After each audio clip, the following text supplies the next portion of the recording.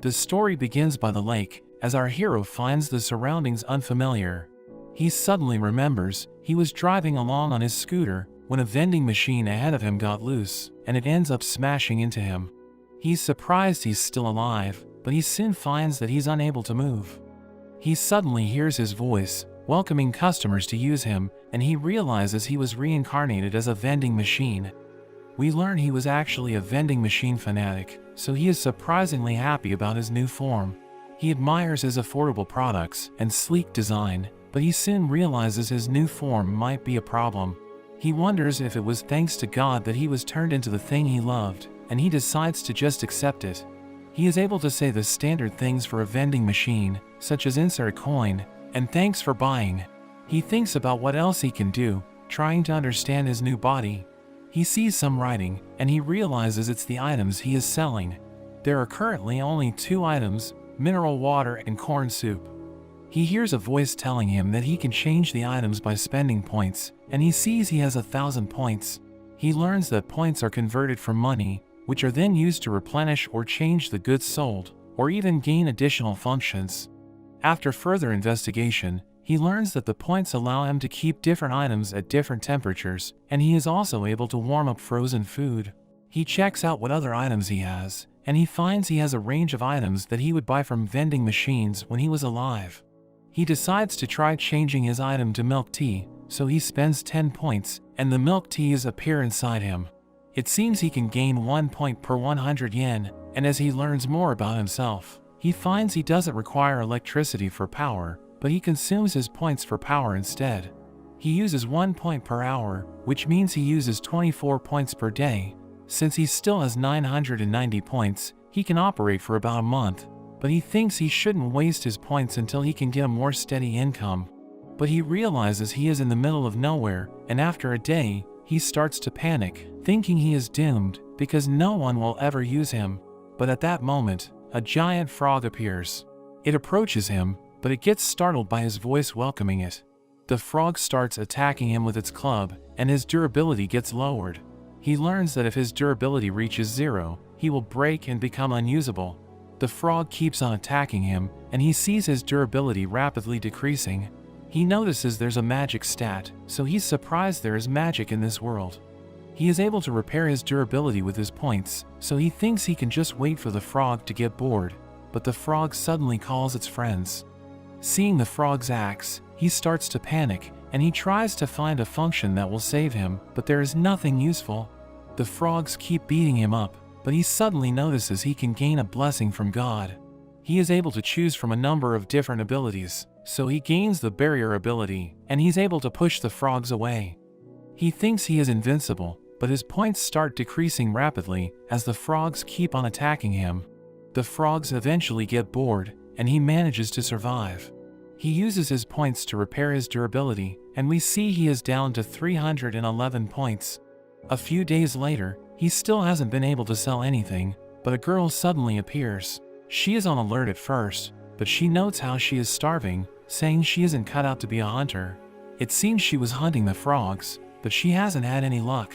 She notices the vending machine, but she is unfamiliar with what it can do. She is startled when she hears his voice, welcoming her and telling her to insert a coin. The girl wonders what kind of coins it takes. She tries a copper coin, but it's not accepted, and he learns he needs to acquire the coin conversion function to accept it. He quickly learns the skill for 100 points, and his prices change, allowing the girl to realize it will cost her 1 silver coin. She thinks it's expensive, but she decides to try it anyway since she's starving. He becomes excited to finally have his first sale, and the girl chooses his soup item. She takes it out from him, and she is surprised it is still hot. She tastes the soup, and she finds it delicious, saying it's better than anything else that's around. He is overwhelmed with pleasure to bring her such joy, and the girl wonders what other items he has. She enjoys his milk tea as well, and she ends up buying a few more corn soups, so he ended up making about 6 silver coins, which converts to 60 points. The girl ends up falling asleep beside him, but he protects her with his barrier, seeing her as a precious customer. When the girl wakes up, she thanks him for all the food, and she is startled when she hears his voice. She wonders if he is able to talk. because she knows someone who invents tools that have magical power, so she wonders if he can only say certain lines. She notices he can understand her, and they come up with a way to talk, where he will say hello to answer yes, and thank you to answer no. She introduces herself as Llamas, and she starts trying to learn more about him. He can't tell her his name, so she decides to call him Boxo. She wonders if he is lonely, and she suggests moving him. He agrees to this, and the girl suddenly picks him up. He can't believe she is so strong, but he is glad to finally move. It turns out Llamas has the blessing of might, which explains her insane strength. She takes a break after a while, wanting to have some more corn soup, but he thinks the soup isn't very filling, so he decides to find her something else. Llamas is surprised seeing he can change his items, and she decides to try it out. It's a can of potato chips, and she finds it absolutely delicious, eating multiple cans, and he manages to recover back up to 320 points. They make it back to the village, and the guards wonder what she has brought back. She explains it as a magical tool that can grant items in exchange for money, saying she found it by the lake.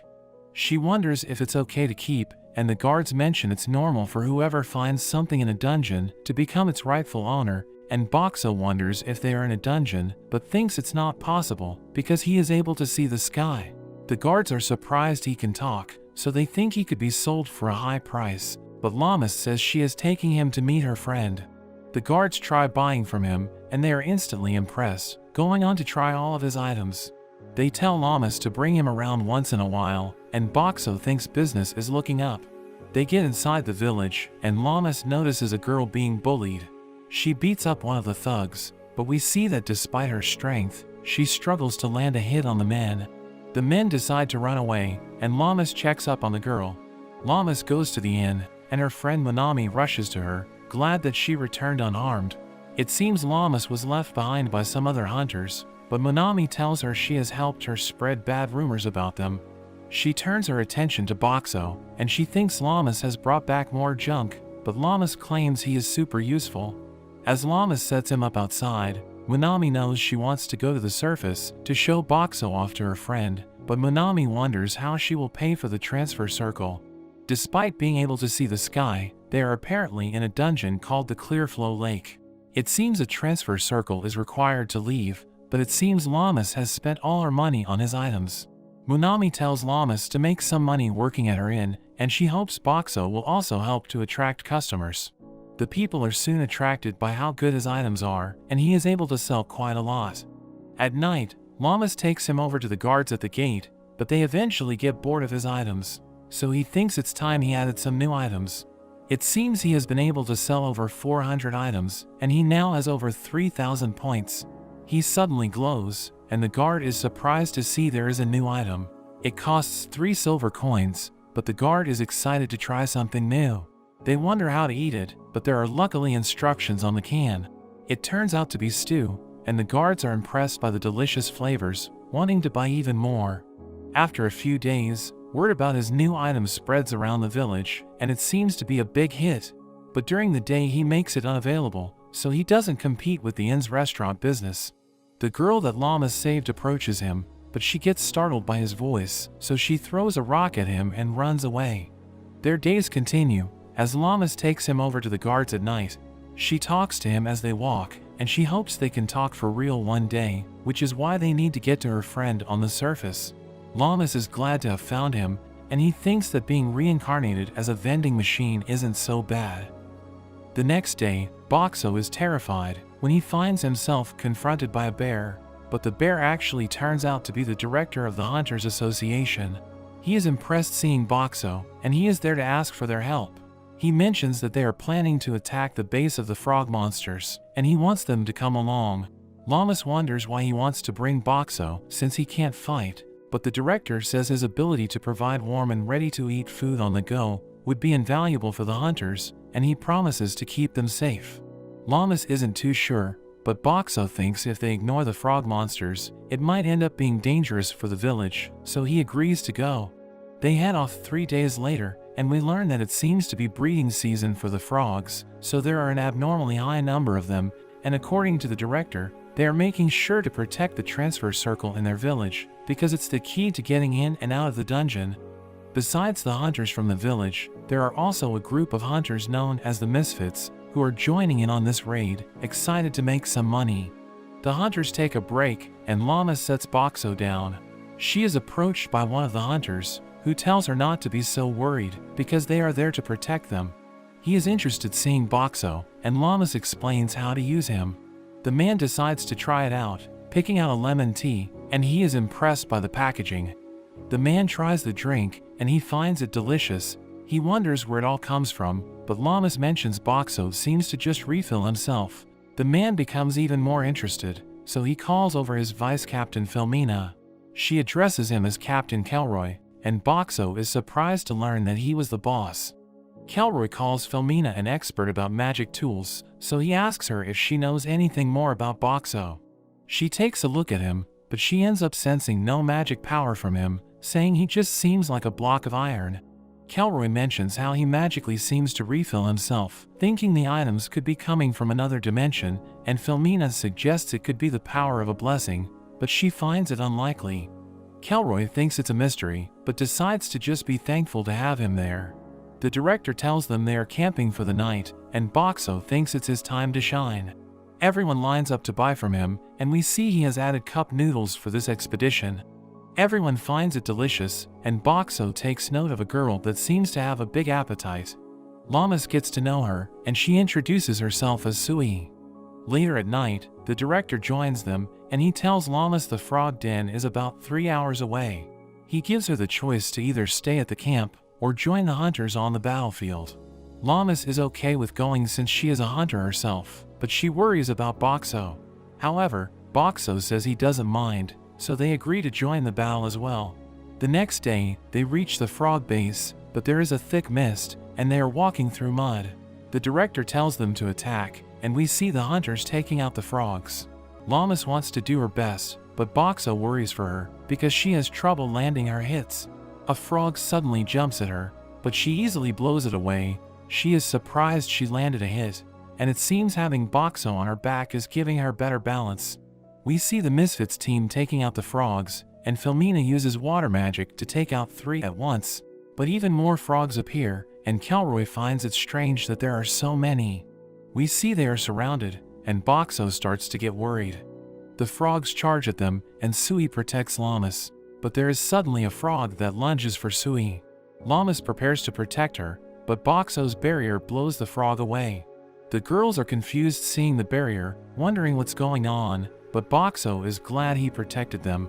He buys a new ability for 1,000 points to help expand his field of view. Llamas tells him to watch her back, and Kelroy compliments her on her strength. Llamas blushes hearing this, and Boxo warns her they are being attacked, but she is too distracted to hear him, so he ends up using his barrier again to blow them away. Kelroy is surprised seeing the barrier, and Llamas claims it must be Boxo's power, which makes Kelroy even more interested in him, but Boxo feels he might be dangerous. They end up beating all the frogs, and Kelroy tells his team to cut their tongues so they can get paid by the association. Filomena tells him to help, saying it's gross, but Kelroy claims he became the captain so he wouldn't need to deal with that, causing his team to call him a tyrant. They wonder what they should do next, and Kelroy suggests they could help out on the front lines. Filomena reminds him their job is to protect Llamas and Boxo. Kelroy wants to make more money, saying he can give them all a bonus, and Filomena suggests it's up to Llamas. Kelroy begs Llamas to go, and Llamas is happy to help the hunters on the front lines. They take out some more frogs, and there are a bunch of hunters that are injured. Llamas carries them to the wagon, and Boxo thinks about how he can help.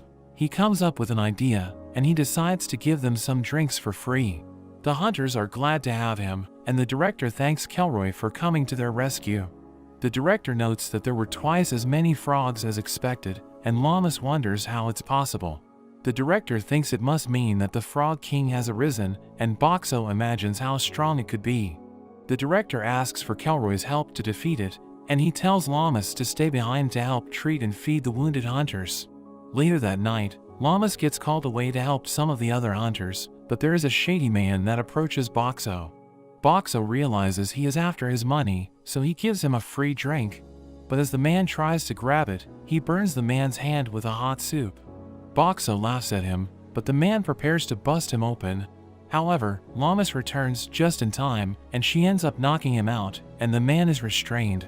There is a disturbance in the distance, and the Frog King suddenly appears. The hunters wonder why it's there, and they all start to panic. Llamas loads Boxo on the wagon, but the pigs are too scared to move. Llamas ends up letting them go, and the hunters wonder what she is doing. But she ends up trying to pull the wagon with her strength. Boxo wonders what he should do, thinking his barrier isn't enough to save everyone. He tries to think of a way to slow down the monster, looking through his item list for ideas. He ends up buying Coke, and Llamas thinks he has a plan. They grab the Coke, and he buys the form change function, turning himself into a candy machine. He is filled with Mentos, and Llamas wonders what she needs to do. He struggles to explain his plan since he can't talk properly, so he just keeps telling her to insert coin. She doesn't understand what he is trying to tell her, and the Frog King approaches. The hunter thinks he must be broken, but Llamas can tell Boxo is trying his best.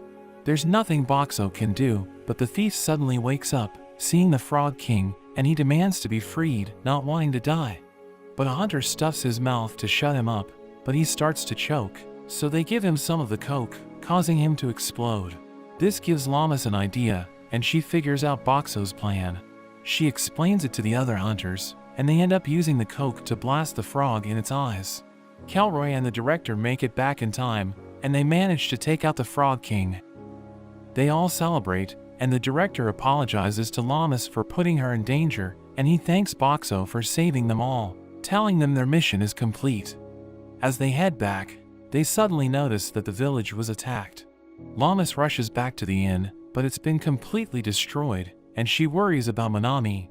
However, Boxo manages to calm her down, and Llamas thinks Manami could have evacuated to the Hunters Association. We see a giant double-headed snake, which was responsible for all the damage, and Llamas finds the two guards. She asks about Manami and her mother, and the guards tell her they are safe inside. We see that the building is well guarded, because it's where the transfer circle is located. Manami welcomes Llamas back, and they are happy everyone is safe. Boxo thinks about helping the people, and he decides to give them all free items for the day.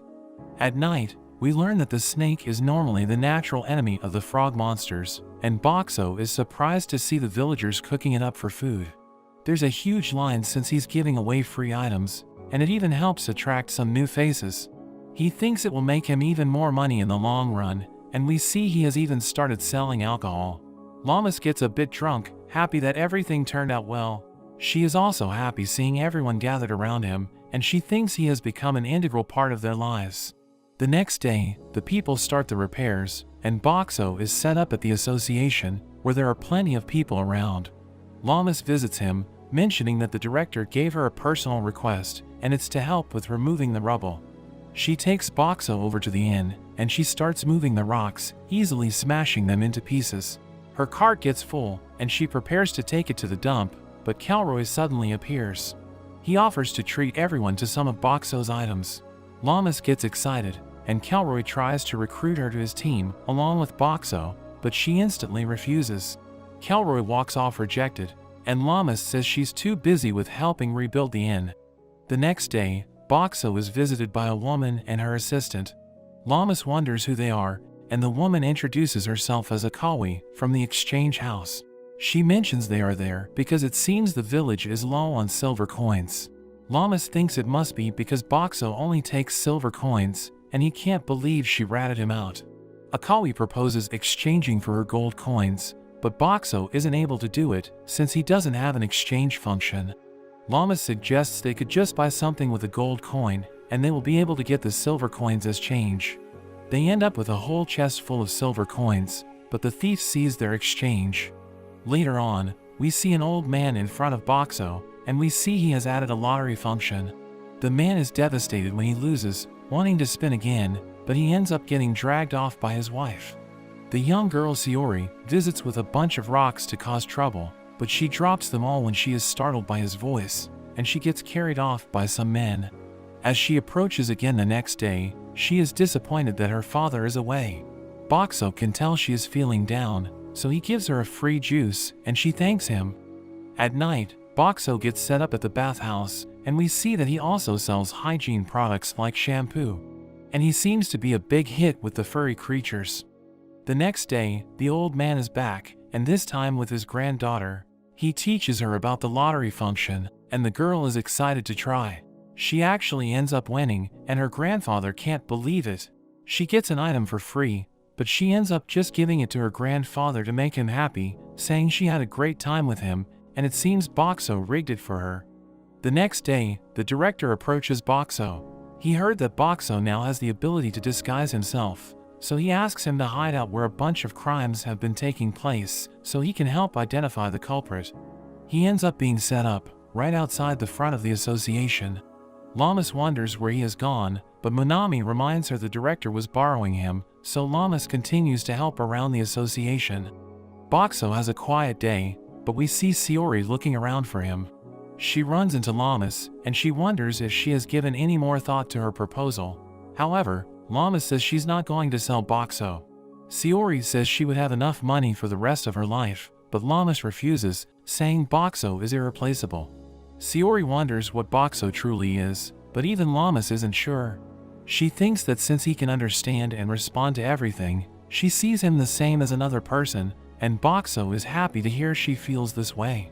Sayori declares she will get Boxo one way or another, but she leaves for the day, telling Llamas to take care of him until that day comes. Boxo reappears, and Llamas is shocked to see him, but she tells him she missed him, and she is excited to tell him about her day. The next day, we see Boxo as he gets wheeled around on a cart, but it turns out he has actually been kidnapped, and he wonders where he's being taken. A few hours earlier, we see Boxo getting approached by a group of men. They tell him they were hired by the director to help reinforce the walls, so they tell him the director wants him to go with them so he can help feed the workers. Boxo notices the shady guy that tried to steal from him, but he thinks he must be reformed since he's working for the director. He agrees to go with them, so the men load him onto their cart, but after 8 hours, he comes to the realization of what's really going on. He wonders how far they are going, and they eventually stop to have a break. While they are stopped, Boxo takes the chance to use his security camera to take photos of all of their faces. He's approached by the thief, and the man threatens him to give them food. Boxo refuses, so the man stabs him, causing him to take some damage. But the boss reprimands the thief, telling him not to damage the merchandise. The boss tells Boxo to hand over all his money, but Boxo refuses. They know Boxo is able to repair himself, so the boss tells his men to rough him up. The men start bashing into him, and although the damage isn't a lot, he wonders if there's anything he can do about it. He gets a notification that he can enhance his toughness by spending 1,000 points, and it instantly makes him tougher, reducing the damage from the attacks to 0. The boss notices that Boxo doesn't seem to be repairing, getting worried they may have broken him, but the thief assures him it's fine. Boxo gives them some drinks, and the man is relieved he is still working. They all try out the drink, but it turns out to be disgusting, because it was Boxo's lowest rated drink. They reach their base at night, and Boxo gets taken inside. They tell a woman to take a look at him, but they get scared as she approaches, so they just throw her the instructions and quickly run away. The woman starts talking to Boxo, and he wonders if he should answer honestly. The woman introduces herself as Hulami, and Boxo recognizes her as Llamas's friend. She's actually a magic item engineer, and it turns out she was also kidnapped. Boxo starts talking to her, and she is instantly impressed to see a magic item that can understand and speak with people. She reads the instructions, and she soon figures out how he can communicate. Hulami reveals she has experimented with trying to give magic items human intelligence, but concluded it's not possible with their technology, so she started thinking about putting a human soul into an item instead. Boxo is amazed she figured it out, and Hulami says she needs a drink from all her excitement. Boxo gives her one of his milk teas, and she finds it delicious. They keep on talking, and Boxo confirms he actually has a human soul and has memories of his past. Hulami wonders why he requires money, because normal magic items don't require any. Boxo decides to show her, transforming into his other form, and Hulami realizes he must use the money to gain additional functions.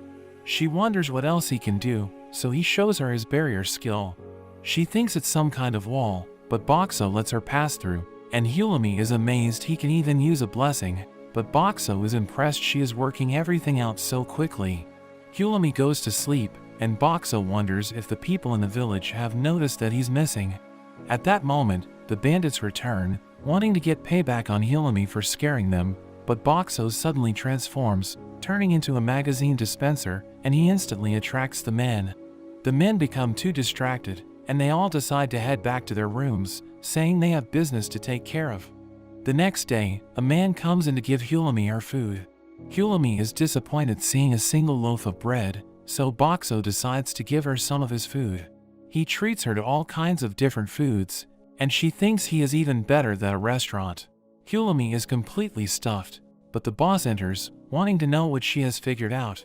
Hulami doesn't want to cooperate, but the boss tells her she has 2 days to figure out how to get Boxo's money, so Boxo thinks they need to find a way to escape before then. Hulami continues on with examining him, and their time is running out. Boxo thinks about making a distraction to give Hulami a chance to get away, but Hulami has a serious talk with him, telling him not to think about sacrificing himself, because the area is surrounded by monsters, so even if she got away, she wouldn't be able to survive. She gets tired, so she calls it for the night, but Boxo wonders what to do about their deadline. During the night, there is suddenly a commotion outside, so he quickly wakes Hulami up. They realize there's a fight going on outside, and they suddenly hear Llamas's voice. We see the fight outside, and Llamas calls for Boxo, charging into the building. Hulami is surprised that Boxo is friends with Llamas, and she thinks they should be fine to just wait to be rescued. But Hulami suddenly thinks they could be in trouble, because besides storing all their gold here, the bandits also have explosives. Boxo worries hearing this, and some of the explosives go off, causing the ceiling to come crashing down, but Boxo protects them with his barrier. Hulami wonders if he can hold the barrier forever, but he admits that he can't. He thinks he would survive being crushed since he upgraded his toughness, but he worries for Hulami. Hulami realizes that his ability must use money, so she points out the bandit's stash of gold. Boxo lets it through his barrier, and he jacks up the prices on all his items, while Hulami deposits all of the money into him. Boxo gains an insane number of points, and he thinks he'll be able to hold out until Llamas saves them, but Hulami suddenly collapses. Boxo realizes she can't breathe, because his barrier also stops air from getting in. He thinks about what he can do, and he suddenly transforms, turning into an oxygen vending machine. Hulami is able to breathe, and Boxo is glad he was a vending machine fanatic in his past, knowing that in 1965, there were oxygen vending machines because there were concerns about air pollution. Hulami thinks she would fall for him if he were a man, and even Boxo is charmed by her. Llamas makes it to them, and she is overjoyed to finally find him. She slips through the barrier, crashing into him, but she cries thinking she had lost him. She hugs onto him, apologizing for not watching him, and he is glad to be reunited with her as well. Llamas eventually realizes Hulami is also there, and Hulami is glad they got out safely. Filomena wonders why Kelroy helped out when there was no money involved. Kelroy says he's just a nice guy, but Filomena knows he is trying to gain a favor from Boxo, and Kelroy says they will achieve their dream by any means necessary. We see Llamas as a child, using her strength to catch fish with Hulami. Hulami thinks her parents will be happy, but we learn Llamas gets into trouble for constantly breaking things at home. She suddenly stands before Boxo, where she thanks him for saving her, but we see she is just dreaming, telling him not to leave her again. Hulami tells Boxo that after he was abducted, Llamas kept looking for him and didn't even sleep. She mentions their past, revealing that their village was wiped out and Llamas lost her parents. Despite having her strength, she was too scared to do anything, and it became her biggest regret. Boxo wants to do whatever he can to help her, and she dreams they'll be together forever. The next day, Hulami decides to stick around in the village, and Llamas heads off to do some work. Hulami and Boxo get approached by Sui's bodyguards. The man tells them that Sui will be coming to make a request from them, and he hopes that they will accept the request. The men panic as they hear Sui approaching, so they quickly leave. Sui introduces herself to Hulami, and she asks for a favor. Hulami wonders what she wants, and Sui explains there is a gathering of merchant families where they reveal their newest magic items. The organizer is her rival Kana, and she gets mad even thinking about her. Hulami thinks it sounds interesting, and Boxo agrees as well. They go over to the event, and Boxo looks around for Sui's rival. Sui approaches her, and they pretend to get along. Kana checks out the competition, looking over at Hulumi and Boxo, but she is confident she will win. The presentations begin, and we see the first participant show off his latest invention. He introduces it as a magic weapon that can transform. Hulumi thinks it's a good idea, but it turns out he is just putting different attachments onto a stick, and everyone is disappointed. After a number of other lackluster presentations, Hulumi starts to get bored, but it comes to Kana's turn. Her engineer reveals a robot, claiming he has succeeded in the dream of giving intelligence to a magic item.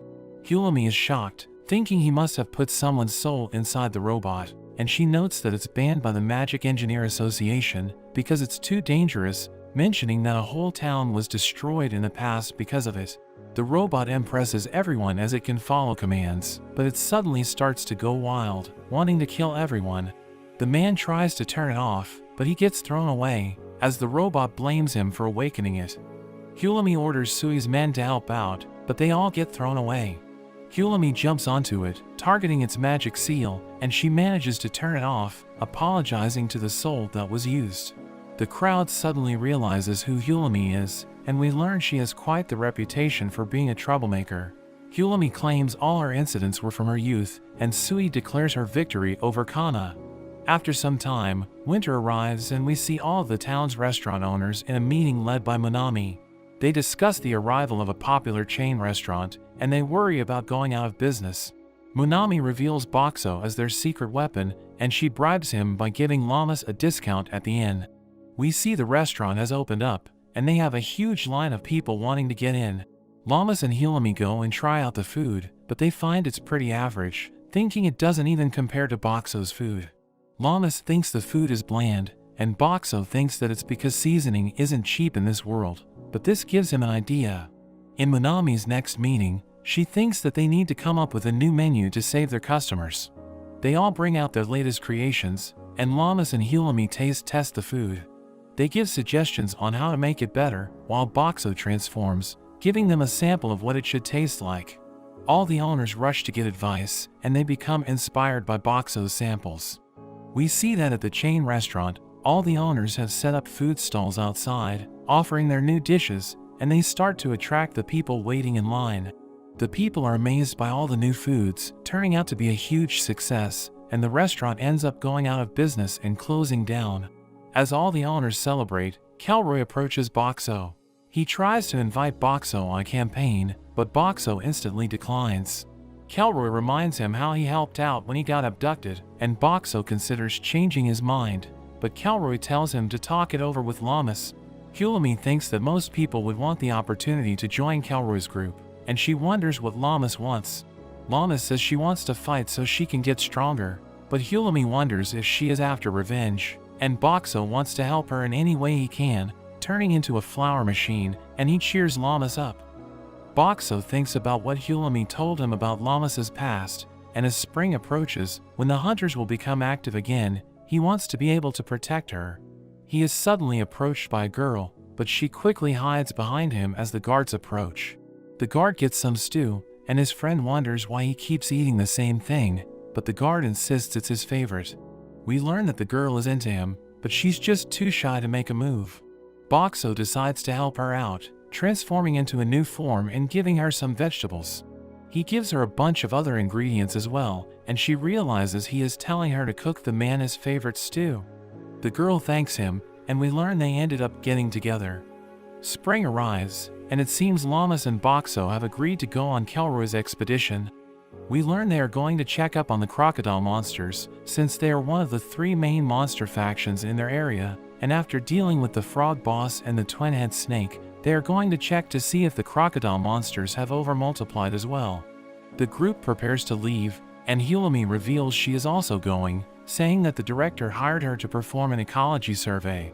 They head off, and Kelroy is glad to finally get out of the town. They are suddenly attacked by some frog monsters, but the group easily fights them off. Llamas wants to get involved, and she thinks about throwing rocks. Boxo thinks throwing would be a good use of her strength, so he gives her a reinforced bottle to throw. She gives it her best, but she ends up completely missing. The group stops for a break, and they enjoy all of Boxo's food. They are glad they don't need to hunt for their food. Boxo shows off his new function, adding on an emergency box, and it turns out to contain the parts of a portable toilet. The group thinks it's amazing, and Kelroy tries to take credit for it since he convinced Boxo to join, but the group doesn't buy it. They continue on, and Kelroy mentions they are entering the crocodile's territory. He decides to send Akka and Shiro to scout, so they head off while the rest of the group waits. When they return, they report that they found a group of around 30 crocodiles. Hulami mentions that a normal group is between 10 to 50, and Kelroy thinks that since there aren't an abnormally large amount of them, they can just leave them alone. But Filomena mentions that the crocodiles go for a high price, so she wants to take them out. Kelroy ends up agreeing, and they decide to rest up for the night. As they sleep, we see Hulami telling Llamas to be careful.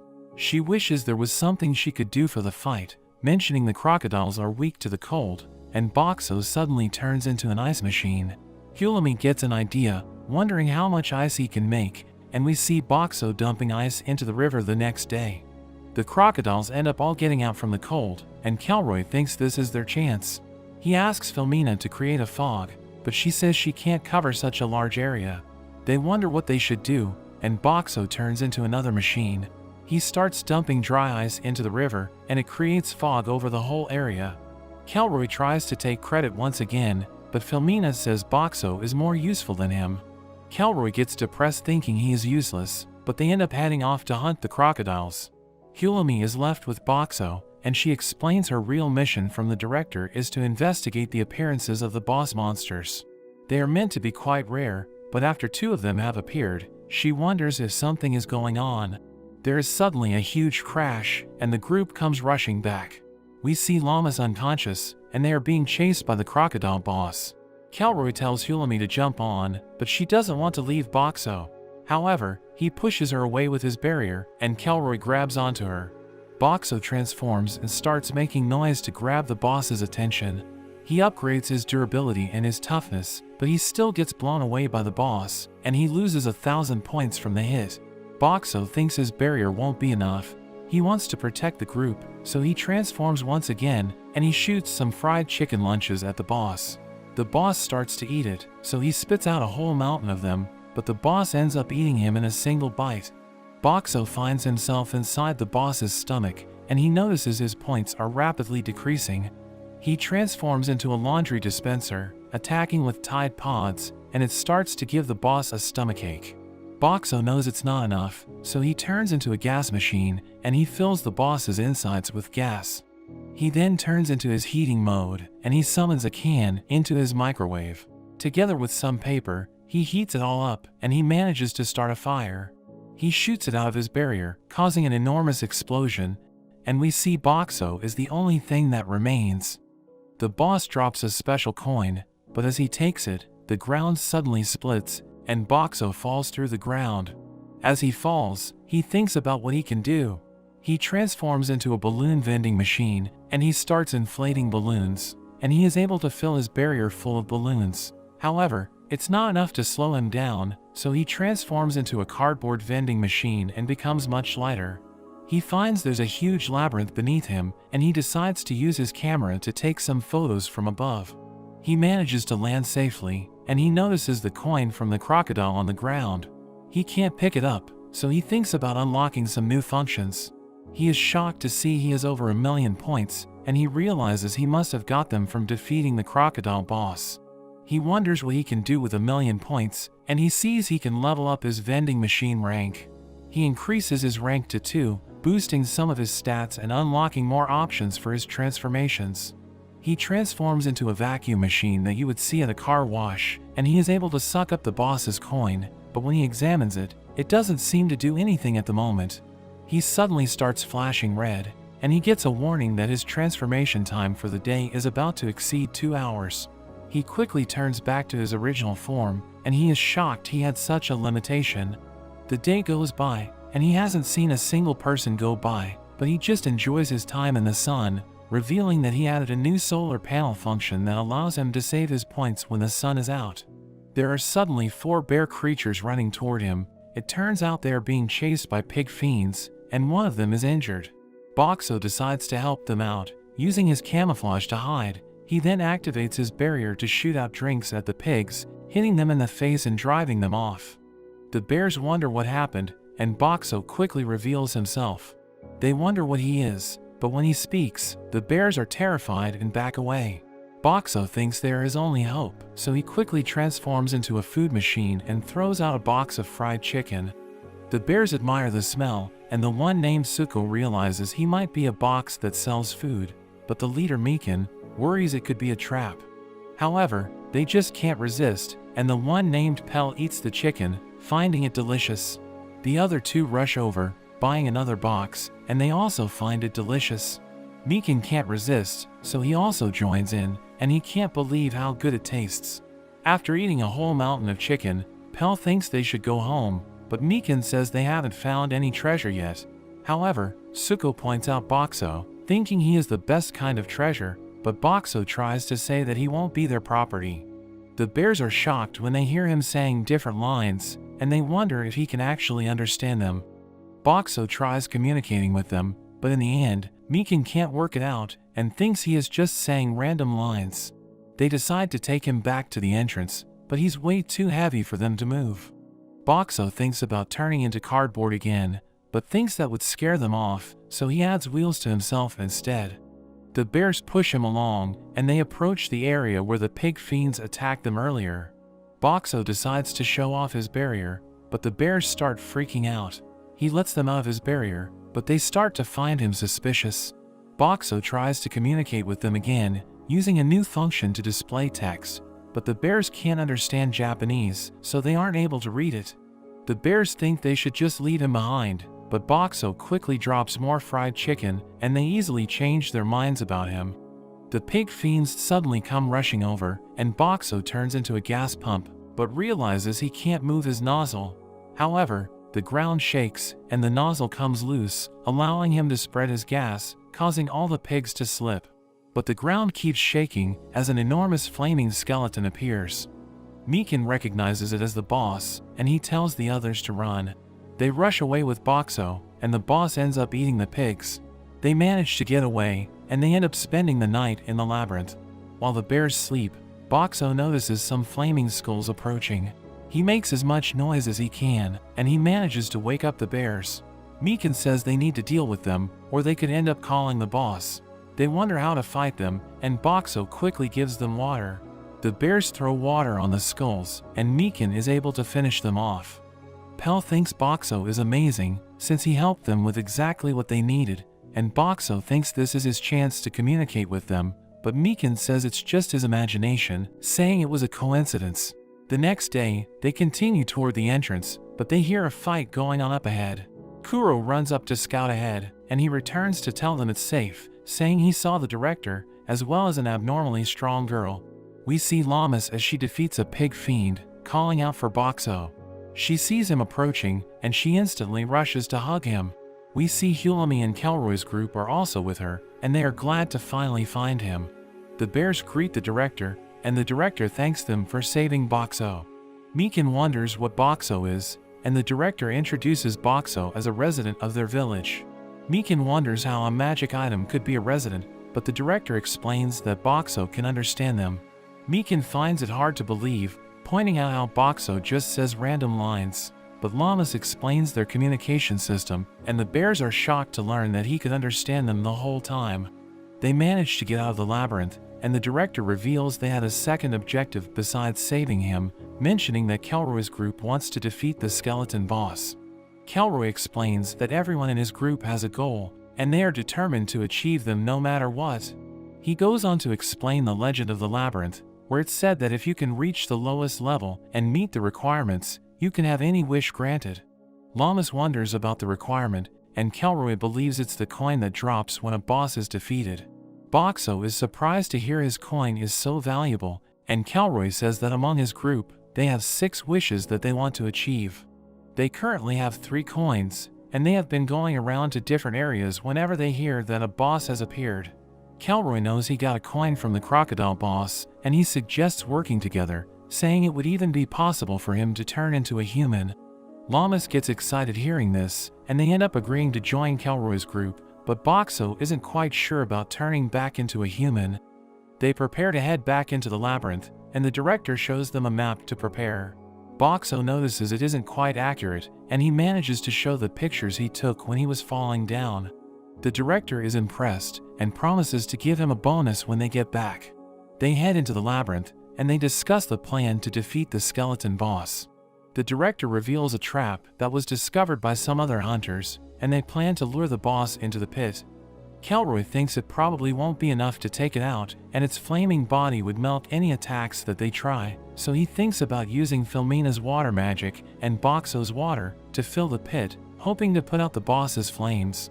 He asks Boxo if he can produce enough water, but Boxo thinks if he just used his water bottles, it could take days to fill up.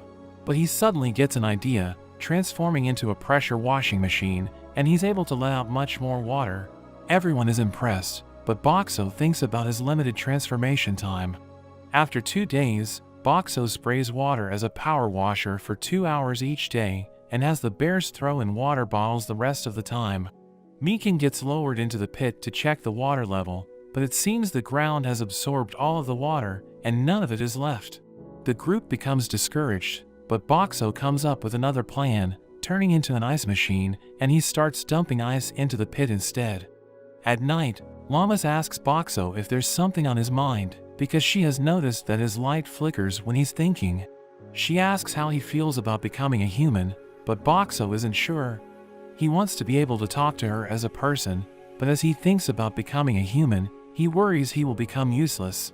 Everyone finds him incredibly useful, but he thinks that without his vending machine powers, people will no longer need him, so he's scared of this reality. Llamas tells him how she wants to be able to talk with him and cook for him, giving him the courage to want to be a human. After another few days, the pit is finally ready. Hulami wonders if the ice will be enough, thinking the boss's flames might instantly vaporize it all. The boss appears, and it starts to approach them. Mikan triggers the trap, and the boss falls right in.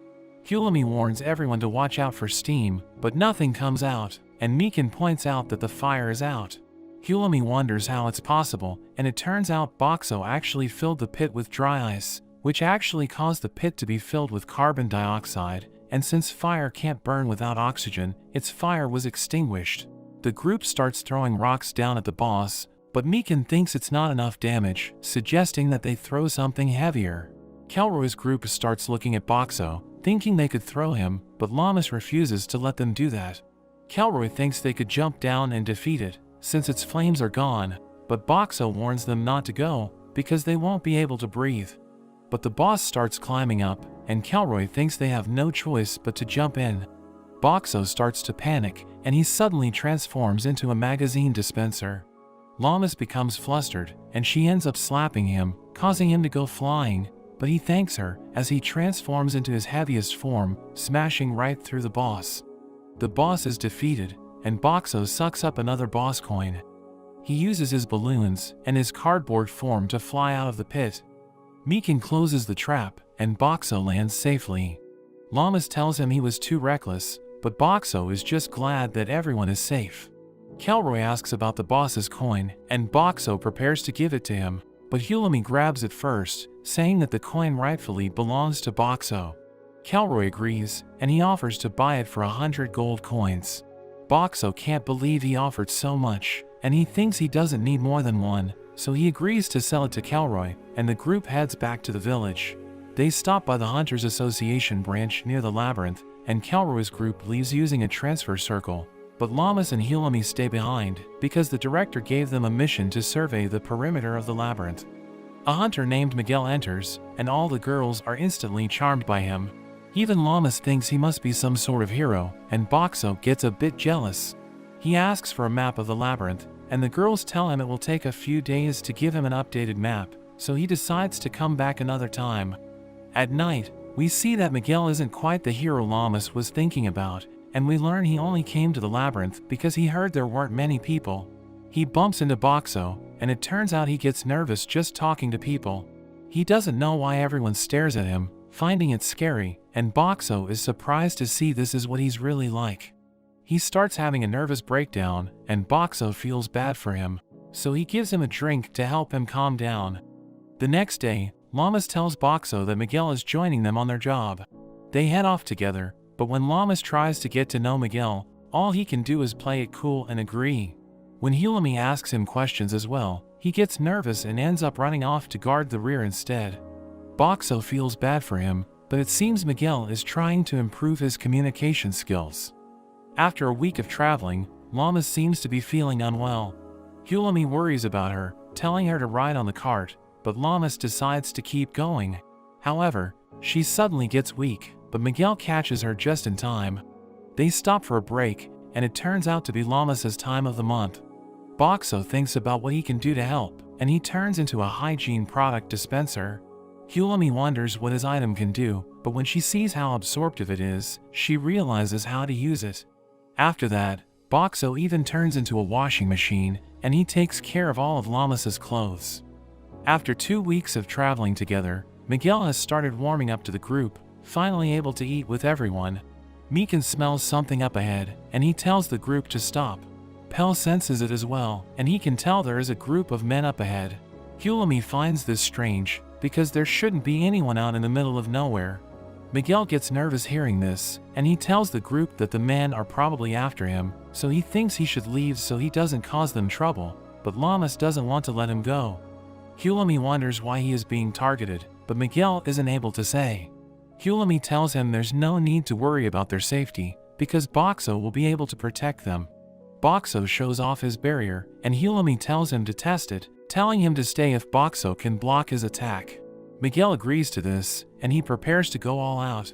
He unleashes a lightning dragon, but the barrier is able to stop it. It does 500 points worth of damage, and Boxo is shocked it was so much, thinking it was almost as strong as the crocodile boss's attack. They continue on foot, and Miguel can sense that there are 3 swordsmen and 2 magic users. Llamas is amazed he can sense them from so far away, and we see the men approaching them. The leader reveals they are there for Miguel's life, and he wonders if Llamas and Meekin are his companions, but Miguel says they are unrelated, telling the man to leave them alone. The man agrees not to harm them if he doesn't resist, but Miguel doesn't trust him, so he decides to fight. Llamas and Meekin run off, drawing the 2 magic users. The mages attack, but Boxo blocks it with his barrier. He then transforms into his washing mode, and Llamas sprays the men with water. She then attacks with soap, blinding their vision, and she easily finishes them off. Miguel fights against the leader, but in an instant, he is able to take him out. Miguel thanks Llamas for her help, and he tells them to get the others while he gets information from the men. When they regroup, Miguel isn't able to say why he's being targeted, and he thinks it's too dangerous to keep traveling together, so he thinks it's time they part ways. But Llamas suggests he should join Kelroy's group, saying they don't care about a person's past as long as they are strong. Miguel agrees to get in touch with them, but when he leaves, he just can't handle meeting more people. The group makes it back to the village, but when they check in at the guild, the clerk finds it strange because he thought Boxo was already back. It turns out that at the closed-down chain restaurant, there are some vending machines, but when they try it out, it's actually just a person inside, and they are just selling the food from the restaurant. Llamas and Hulami aren't impressed, and after a week of Boxo being back in the village, the restaurant is once again out of business. Munami holds another meeting with the restaurant owners, and she suggests holding an eating competition. The repairs to the village are almost complete, so she thinks the contest would be a good way to attract more people. The other owners think it's a good idea, and they decide to hold it in 2 weeks' time. But after a week, we see the restaurant owners asking Boxo for help, and Hulami wonders if there's a problem with the contest. Munami says it was all going great, until they realized that Sui and the band of bears would be entering, and they are all known for their insane appetites, so the restaurant owners think they are going to go broke running the competition. Llamas wonders if Boxo can help them, and he ends up thinking of giving the contestants cola, because the bubbles will fill them up. Llamas thinks the contestants might complain, because the people drinking water will have an advantage. The owners decide to market the drink before the event at a higher price, and then on the day of the contest, they'll give it out for free, so the people will be more likely to want it. They all thank Boxo for his help, and Munami hopes he can continue to help if they have any more problems. On the day of the competition, We see the event has attracted a large amount of spectators, and Munami reveals there were so many entries that they need to have 2 preliminary rounds, with the top 5 of each group moving on to the finals. The first group of contestants take their place, and we see the band of bears are in this group. Munami tells them they need to finish all the food before the time runs out, but after just a moment, the bears have already finished, taking 4 of the slots, and one of the hunters take the final spot. In the next group of contestants, we see Sui, and even Llamas is giving it a go. Munami starts the round, and Sui seems to be quite relaxed, but she devours her plate, and she's the first to finish. The time starts to run out, but we see Llamas manages to finish just in time. They move on to the finals, and Boxo has unlocked a new form, playing music as a jukebox to set the mood. The contestants prepare to eat, and Munami tells them that whoever eats the most during the time limit will be the winner and get a special prize.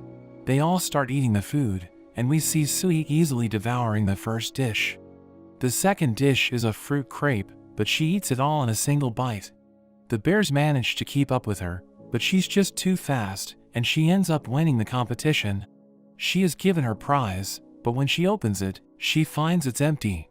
However, Munami reveals that the prize is being able to use Boxo, and he will do anything she wants for a day.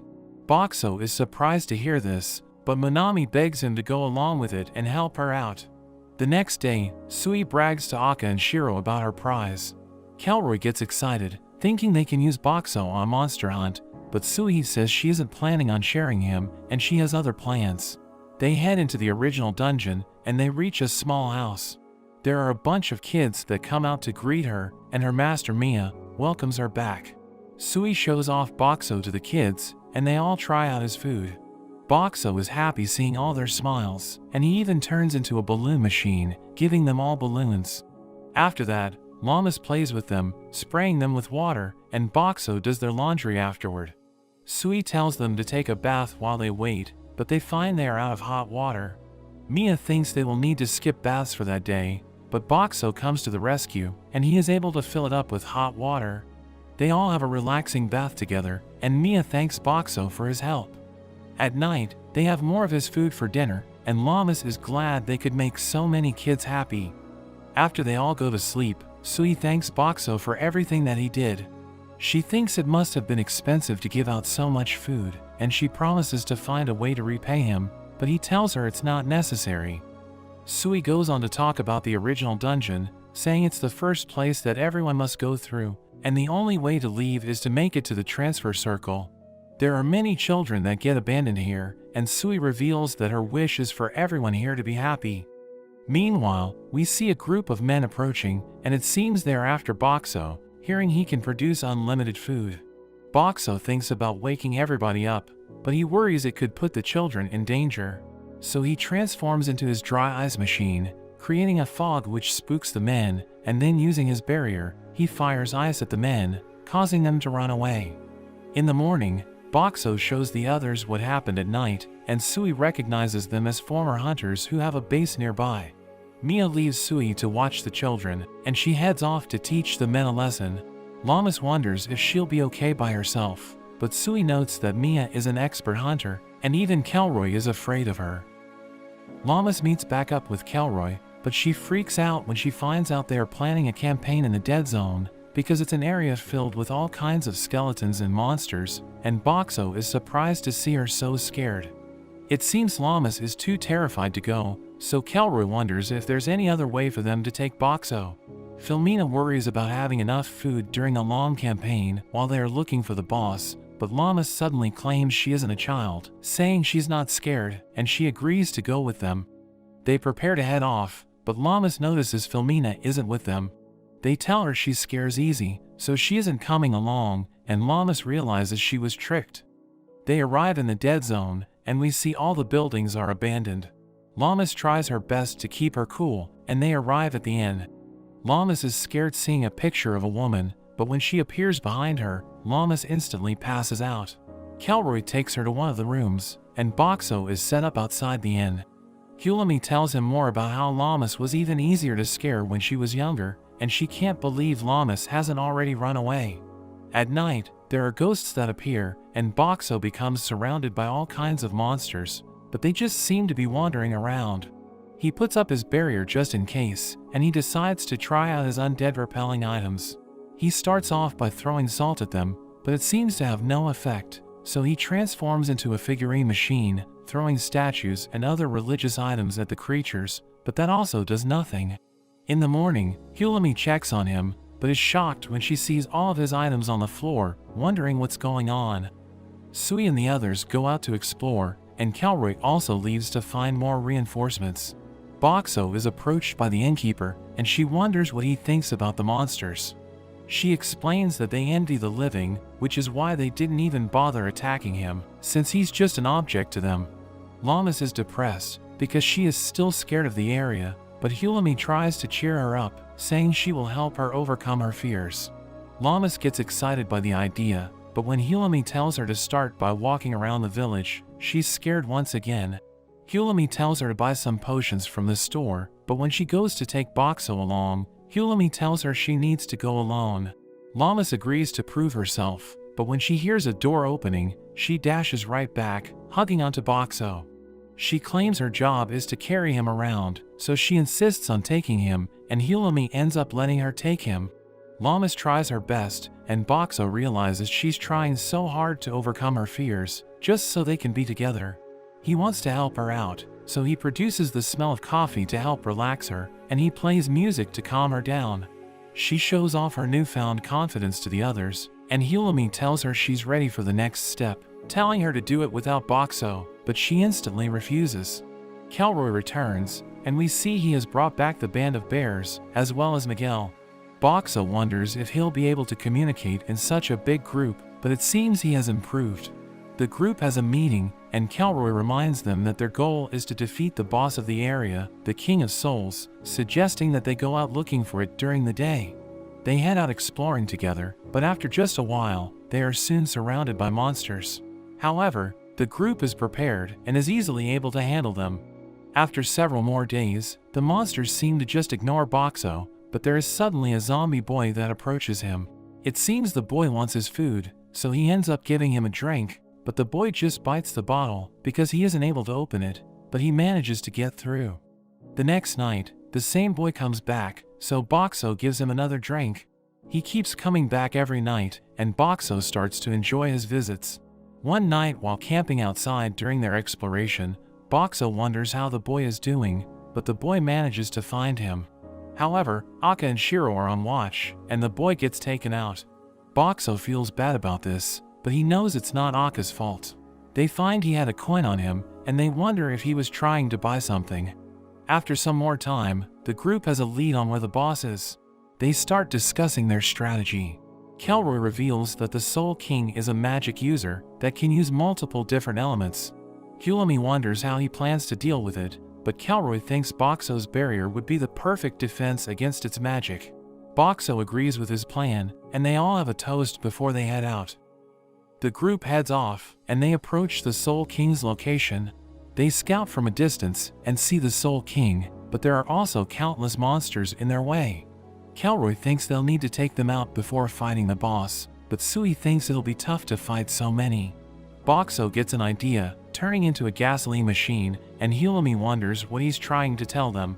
She sprays out some of the gas, examining it, and they soon realize that it's flammable. The group prepares to fight, throwing bottles of the gas, covering all of the monsters, and the flaming skulls set everything on fire. The group charges through with Boxo's barrier, and they head straight for the boss. The Soul King attacks them with lightning magic, but Boxo's barrier manages to withstand it. Calroy and Sui attack, but the Soul King creates walls that stop the attack, and the walls even split up the group. Lamas and Boxo are by themselves, but Lamas charges at the boss. The Soul King blasts her with ice, but Boxo easily blocks it.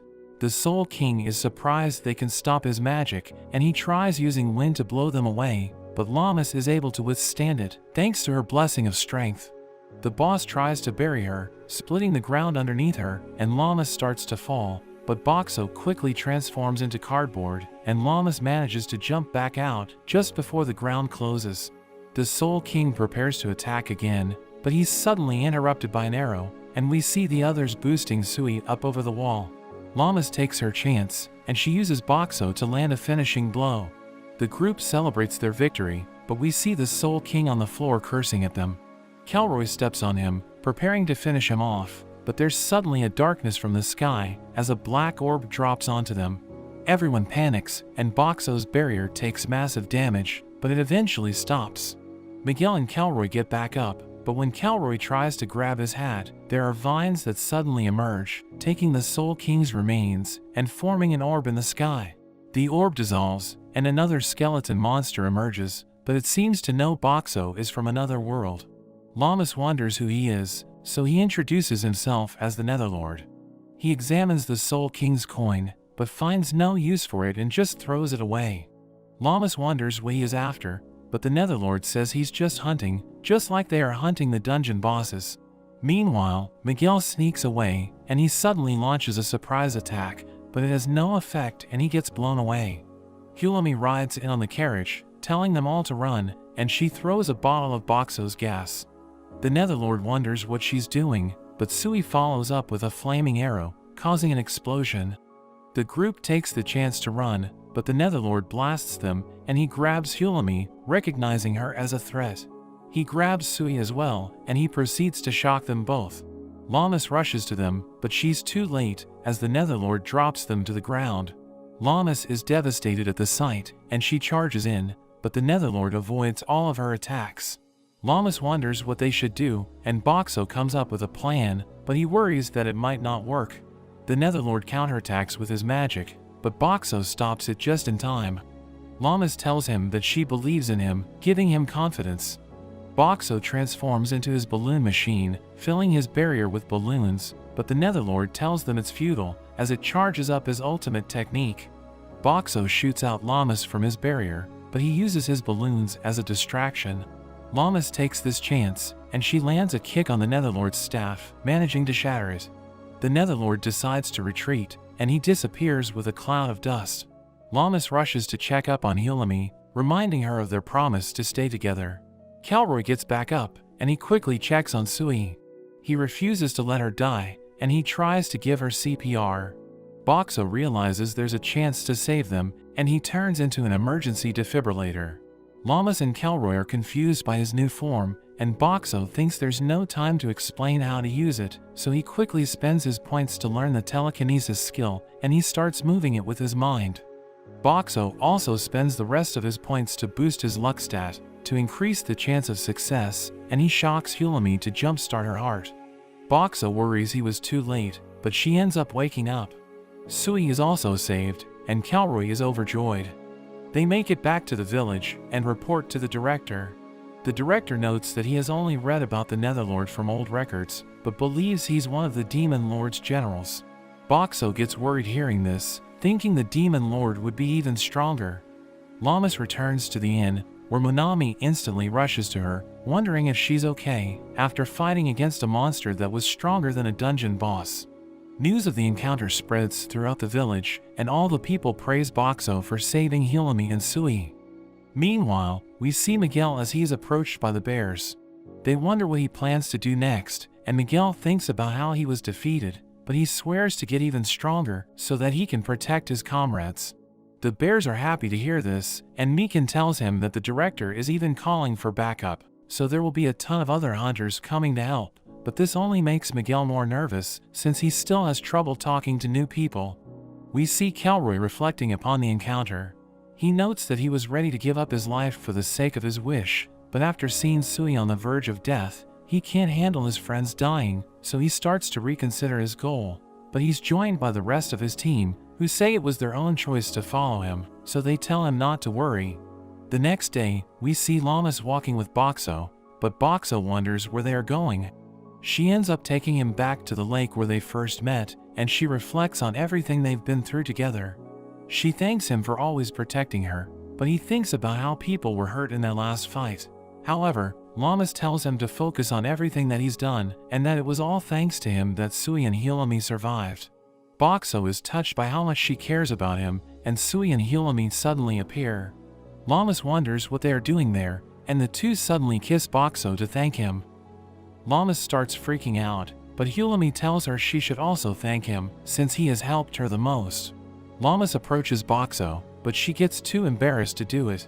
So Hulumi and Sui push her in, and she has a moment with Boxo.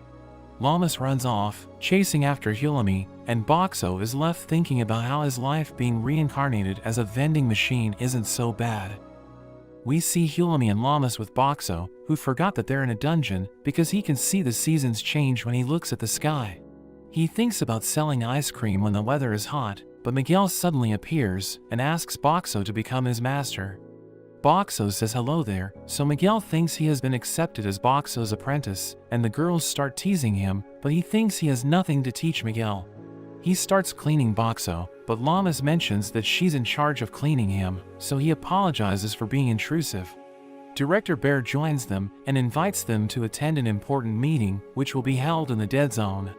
The dungeon's directors gather for the meeting, and Bear introduces Boxo and his friends to everyone, revealing that they survived an encounter with the Netherlord, who is the Demon Lord's left-arm general. The other directors see him as a threat, and Boxo recalls that he had to revive his friends by turning into a defibrillator because the Netherlords stopped their hearts. Boxo thinks they were lucky that nobody died, but they can't let the Netherlord run free, and he notices that Kelroy is also there. But Llamas wonders what a left-arm general is, so Director Bear notes that the Demon Lord lives in a land to the north. He's considered the head, and he has minions who are ranked from the highest position called the right arm to the lowest rank, which is the left leg. The left arm is number 3 in the Demon Lord's forces, and the directors wonder what they should do, because the Netherlord attacked them inside the dungeon. Director Bear suggests hitting him with everything they've got, and everyone agrees with him, so they all decide to work together to take down the Netherlord. After some time, the aces from each area show up, and they approach Boxo and his friends. One of them buys water and soup from Boxo, who wonders why there's an elderly couple in the assault squad, and he realizes that a school director named Hoxie is also in the team. He recognizes her as the owner of an orphanage, and he knows that she taught Sui archery, but the elderly couple talks to her, and he can't believe they know each other. The ace hunters gather in the area, and they decide to have a party before going after the Netherlord, but one of them wonders what old people are doing there, thinking they aren't up to the task. Hulumi tells him to mind his manners, so he asks her if she wants to fight, but Kelroy joins them, and the man recognizes him as the leader of the Misfits, so he freaks out and crawls away. Kelroy notes that his party is out of commission, so he needs all the help he can get. Hoxie mentions that she's from the Origin Stratum, while the old woman Yumi reveals that she has the blessings of swordsmanship and healing light. The old man notes that his name is Shim, and he reveals that he knows magic, while Hulumi and Llamas also introduce themselves. Boxo realizes that they have a well-balanced party, and he isn't sure if their older members will perform well, but he's confident that Kelroy will make good calls. The next day, they split into several teams, and they search for the Netherlord, as Director Bear apologizes for getting everyone involved in such a dangerous task. But Yumi tells him there's no need to apologize, because they're all comrades, and she notes that she can sense monsters ahead. Hoxie shoots them with her arrows, and everyone's impressed that she was able to kill 3 at once, while Shim realizes that the monsters still haven't noticed them, so he blows them away with his magic. Yumi charges in, and she cuts down the skeletons in her path, so Director Bear realizes that they still haven't lost their touch. But they explain that they're no longer in their prime, so they aren't as powerful as they used to be, and Llamas thinks they're amazing, so she tells Boxo they should do their best to keep up. Everyone has dinner together, and they all think Boxo's food tastes amazing, so he's glad he's helping them with their morale. Llamas trains in the middle of the night, and Yumi tells her to lower her center of gravity because it will improve her power and accuracy.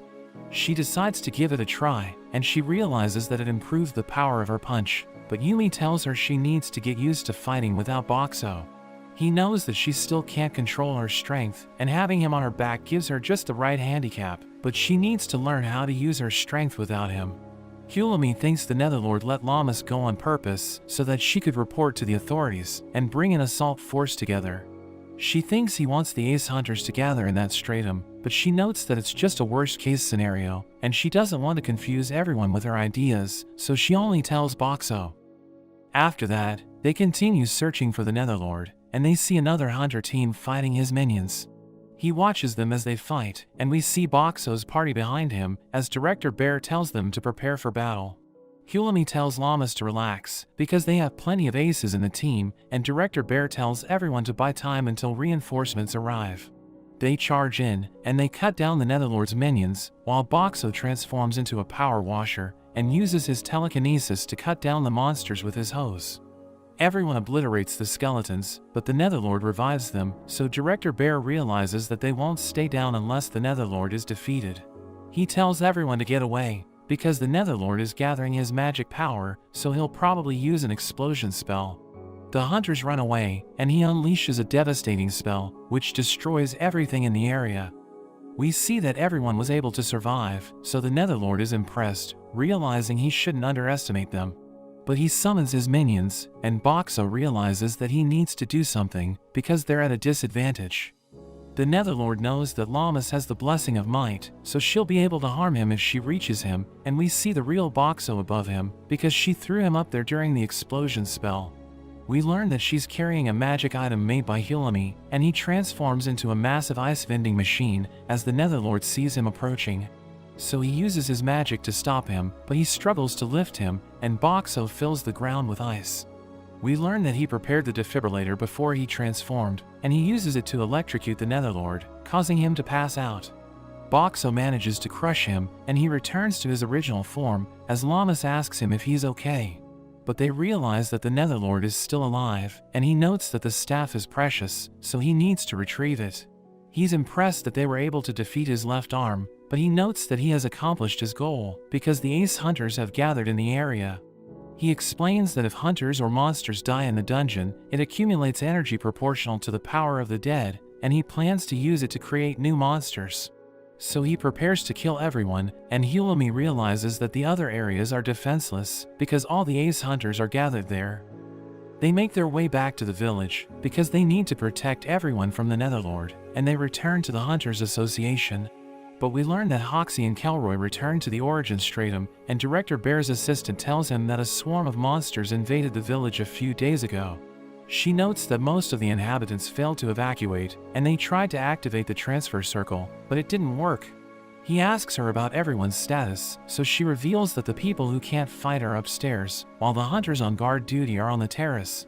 He tells her she has done well, but she suddenly collapses, and the guards and the team decide to help the hunters defend the association. Miguel follows them, and Shim notes that he'll use his magic to help them out, while Yumi mentions that her healing spell will come in handy. Llamas considers joining them, but Director Bear tells her to help him distribute meals, because the people haven't been eating well.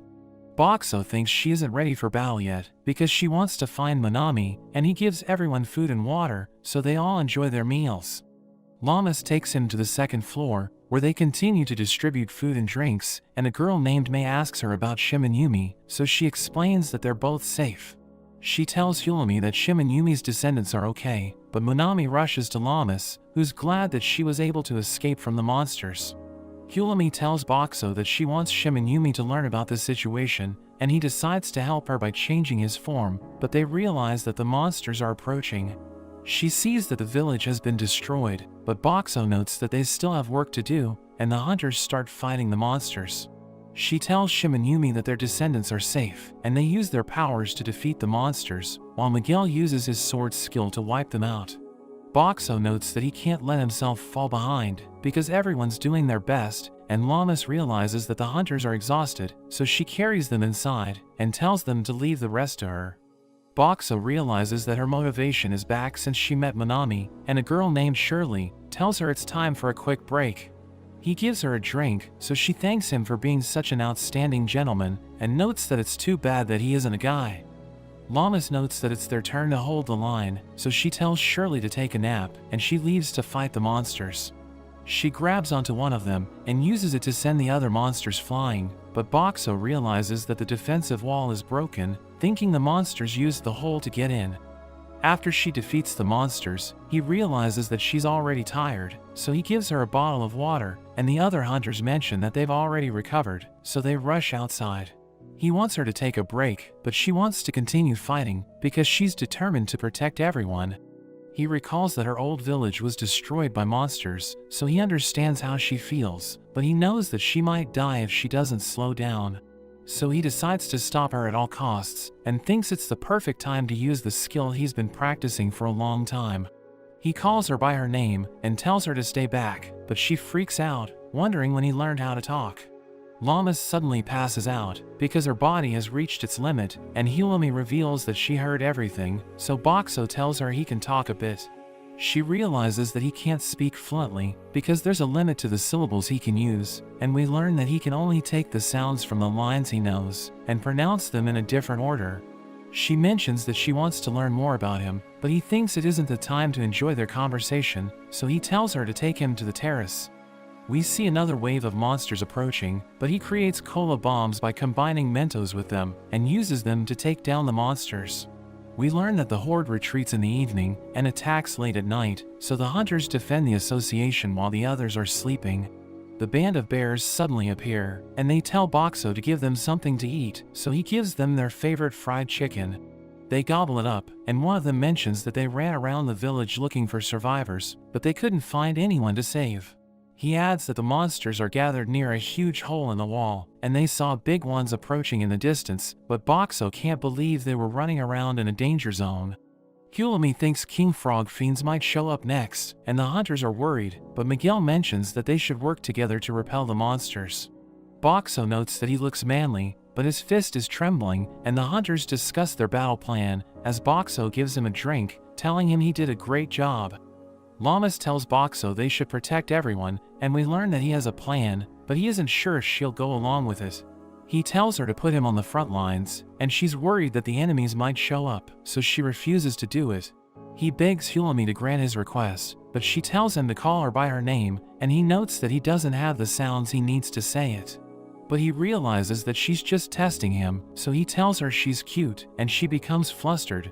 Llamas is upset, and she asks him if he likes Hulami, but she knows that he has a plan, so she tells Llamas to let him try it. He transforms and flies using his balloons, and we learn that he has 100,000 points, because Director Bear gave him gold coins as an advance payment. He transforms into his ice vending machine form, and he fills the ground with ice, as he notes that the enemies are cold-blooded beasts, so they can't handle extreme temperatures. He sees the monsters approaching, and he isn't sure if his ice is working, but he uses his powers to create ice spikes, and launches them at the monsters. He realizes that his plan is working, and he continues to attack with his ice, planning to wipe out the monsters, but Hulami reminds him that his abilities consume money. He explains that he isn't worried since Director Bear paid him in advance, but he realizes that he's losing points fast, so he decides to retreat. He returns to Llamas, who's angry since he decided to go through with his plan, even though she told him not to do it. He thinks about keeping quiet so that she'll forgive him, but she knows what he's thinking, and she continues to scold him, but he knows that she's just doing it since she's concerned. The next day, Boxo gives everyone ice cream since it's hot outside, and they all think it tastes amazing. Director Bear begins the War Council, and he notes that they need to close the hole in the wall, so Hulami suggests using earth magic to do it. But he explains that they only have 3 people who can manipulate Earth, and they think they can use Boxo to block the hole, but she notes that he needs money to maintain his ice freezer form. The director thinks about using him to buy time while they repair the wall, but his assistant notes that they only have 60 gold, and Boxo notes that it's worth 60,000 points. But he recalls how he burned through his points when he fought the monsters, so he tells the director it's not enough. But Sayori suddenly joins them, and she mentions that she has an idea. They decide to form a party to retrieve the safe from her mansion, so that they'll have enough money to get Boxo to plug the hole in the wall. But when she sees her house, she realizes it was destroyed, so she starts crying, and Boxo notes that it's the first time he has seen her get emotional. She apologizes for losing her composure, and she leads everyone to her underground safe, as they note that the paintings in her mansion have been ruined, but she mentions that they're cheaper than they look. They're glad that she's back to her usual self, and they reach a hidden basement, where she opens a vault, which leads them to her family's treasury. They realize that she's ridiculously rich, but she knows that Boxo can't accept gold bars, so she lets him borrow all the gold coins in her treasury. He mentions her name as he thanks her, and she's glad that he can say her name properly, but Llamas is jealous, so he also calls her by her name. She's glad that he was able to do it, but Sayori notes that he can pronounce her name better, and he recalls that they don't get along, because Sayori tried to take him from Llamas. She gives Boxo the gold coins, but she reminds him that it's just a loan, so the Hunters Association needs to pay her back. But he thinks she's just hiding her embarrassment, and he believes that she's actually a good person at heart.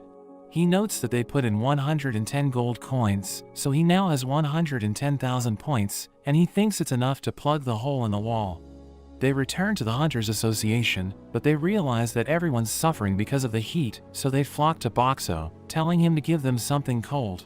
So he gives them ice cream, and they're able to cool off. But he notes that the heat is getting worse, so they need to do something to improve the situation. Director Bear asks Boxo if he can change into his giant form with the money he has so far, so he reveals that he can maintain it for an hour. The director suggests attacking as the enemy pulls back in the evening, but Hulami thinks it's better to make their move after the monsters withdraw, because they can use the cover of darkness to get into position. She thinks they should wait for the monsters to launch an all-out attack late at night, because they will leave the hole unguarded, and Boxo thinks her plan might work. The director thinks that the defenders will be exposed to danger, but he decides to go with her plan anyway, because he thinks it will increase their chances of success. As night approaches, they form a task force to repair the wall, and we learn that they'll be working with 3 Earth mages to complete their mission. Director Bear notes that Boxo's role is important, so he feels pressured, thinking he needs to live up to the hype. The director tells the guards to stay there in case they don't make it back, and he notes that Boxo left enough food for everyone. The group heads to the wall, but they encounter a group of monsters, and the director thinks they have no choice but to fight them. Shim suggests waiting for an opening, so they wait for the monsters to attack the association, and when they hear the hunters fighting, Llamas prepares to make her move. But Yumi tells her to wait a bit longer, and a monster sees them, so Shirley takes it out. Director Bear calls her the voluptuous figure, but she tells him to stop calling her by that name, and Boxo realizes that she used to be a hunter. Director Bear tells him it's time to fill the hole, so Llamas wishes him luck, telling him to come back alive. He's glad that she believes in him, and as he starts to fly, he gives her a drink and tells her he'll be back. He realizes that countless monsters are outside the wall, and he's surprised by how organized they are, but he knows that he doesn't have time to hesitate, so he immediately makes his move. He transforms into his giant form, and he blocks the hole in the wall, but he's surprised that the beasts are running away, thinking someone must be controlling them. He uses his new function to create a concrete slab, which is meant to fix a vending machine in place, but he spams the skill to stack the slabs, until they completely cover the opening in the wall. He returns to his original form, and Director Bear tells the Earth mages to make their move, but he sees a group of monsters chasing them, so he attacks them with his claws. Boxo realizes that he's a formidable fighter, and the Earth mages start fixing the wall, and the band of bears knock the monsters out with their roaring blessing. Llamas helps the mages repair the wall, while Shim and Yumi work with Miguel to wipe out the monsters, and Boxo realizes that everything's going according to plan. But he sees that the monsters are organized once again, so he looks for the person who's controlling them.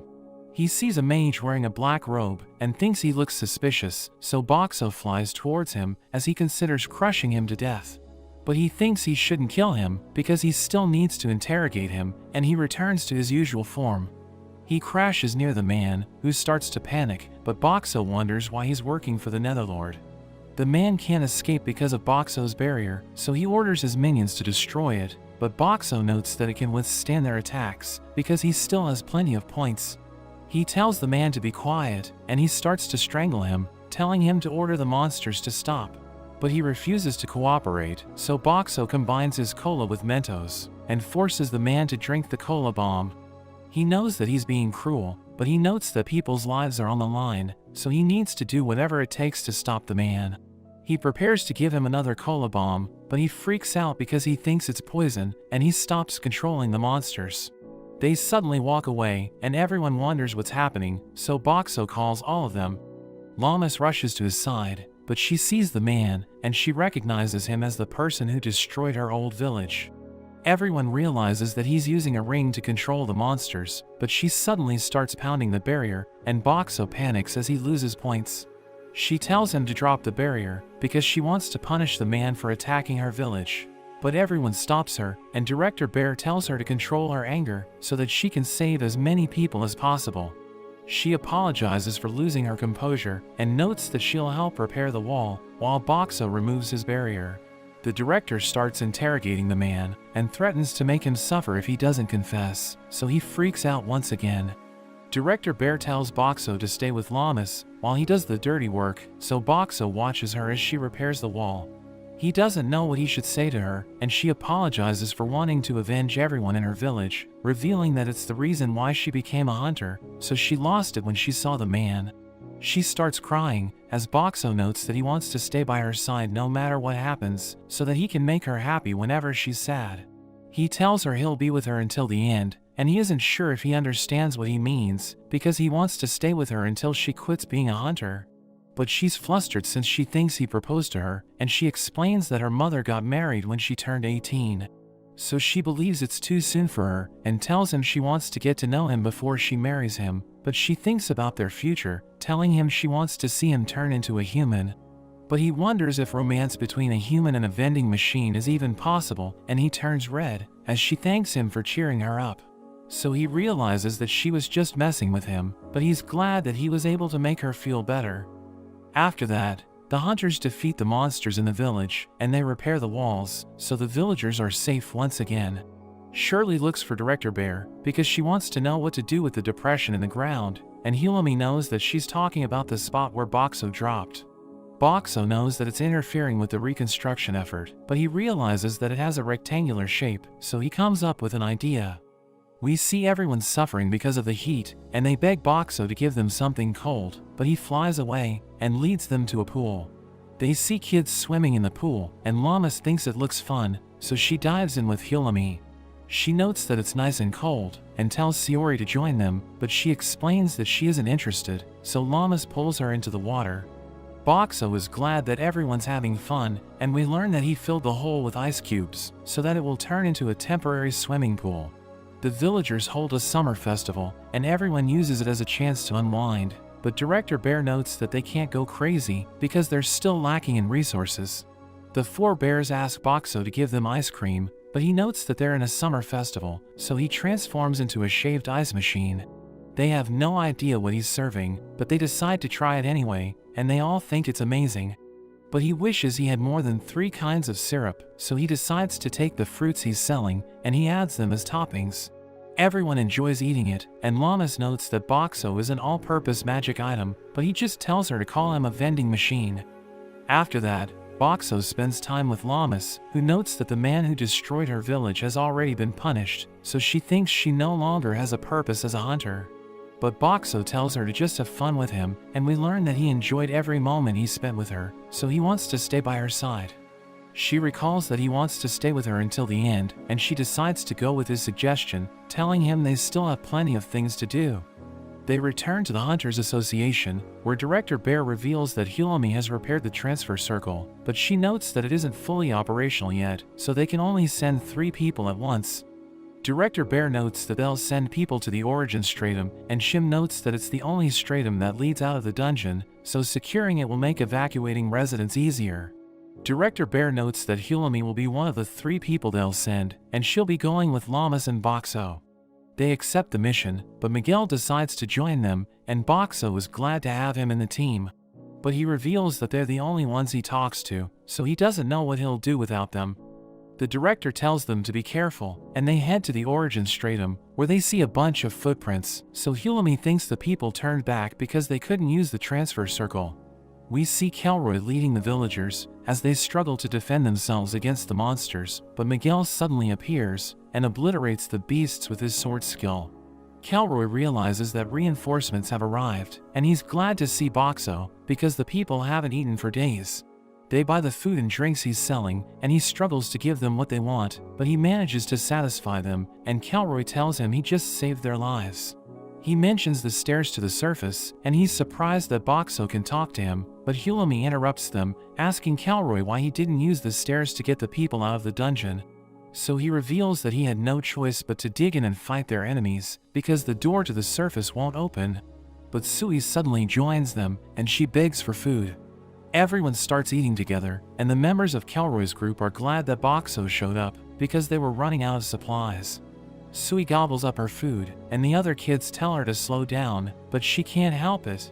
Kelroy notes that they can evacuate everyone after Hulumi fixes the transfer circle, but Director Origin suddenly appears, and she thanks Boxo for saving everyone. She tells the villagers they need to leave the stratum and take refuge in the Clearflow Lake village. But they need to hold out until Hulumi fixes their transfer circle, and they start cheering for Origin, as Boxo realizes that she's popular with the men. The next day, Llamas and Boxo join a search party, and they head to a nearby prison, where they look for people who have taken refuge.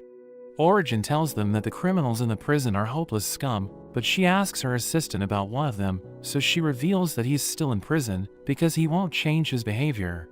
Llamas wonders what kind of person he is, so Origin mentions that he's a pervert, and they had to throw him into prison, because the people complained about him. Everyone realizes that the cells are empty, but they see a strange man named Heavy, and Origin recognizes him as the pervert they were talking about. But he explains that he simply lives true to his instincts, and he tells them not to worry, because he just likes well-worn footwear, and he has no interest in the person who wore them. Origin wonders how he got his collection while he's in prison, so he reveals that he released the other prisoners, because the monsters were causing trouble. She reminds him that they're dangerous people, but he reveals that he used his magic to attract the monsters to them after he released them, because he thinks the world is a better place without them. Origin thinks he's lying, but Sui knows that he's telling the truth, and he calls her his friend, but she notes that it isn't the case. She mentions that he's also a member of Kelroy's group, revealing that he uses healing and mind-altering magic, and he tells everyone why he loves used footwear, but they all think he really is a pervert. He reveals that he doesn't like brand new shoes, because they don't tell a story with their smell and appearance, but ones that are worn by hunters are ripe for the harvest. Llamas tells him he shouldn't steal other people's shoes, but he notes that theft is one of the worst acts a person can commit, and he can't bring himself to do it. So he pesters the owners into selling the footwear he likes, and he buys it for a fair price. Sui notes that he gives their group a bad reputation, and Origin wonders why he didn't fight the monsters, so he reveals that he didn't want to get involved. But he mentions that he didn't just let everyone die, and he deactivates his spell, revealing that he used his magic to save the innocent people. They realize that they're safe now, and Origin can't believe he's actually a good person, telling him she has misjudged him. She apologizes for the way she treated him, and offers to reward him, so he tells her to give him her boots. They bring the survivors back to the village, and they're happy to be reunited with their loved ones, but Origin gives Heidi her boots, and he notes that he can already feel its history. But Filmina suddenly knocks him out, and she notes that he's sick in the head. Kelroy returns Origin's boots, and tells her she can't let Heidi have it, as he whispers something to her, which causes her to freak out and run away. Boxo knows that Heidi is a weirdo, but he's a capable healer, so Boxo thinks they need his help. Heidi approaches him, and he buys a warm tea, but he pours it in one of his boots. He reveals that the boot was worn by a lady hunter for 12 years, so he enjoys the sweat and experience in it. He notes that he can only enjoy its scent for a week, and he starts drinking his tea, as he tells Boxo to take it easy, because he appears to be tense. Heidi mentions that they only live once, so they should do whatever they want with their lives, telling Boxo they have the same spirit as enthusiasts, but he notes that it's not true.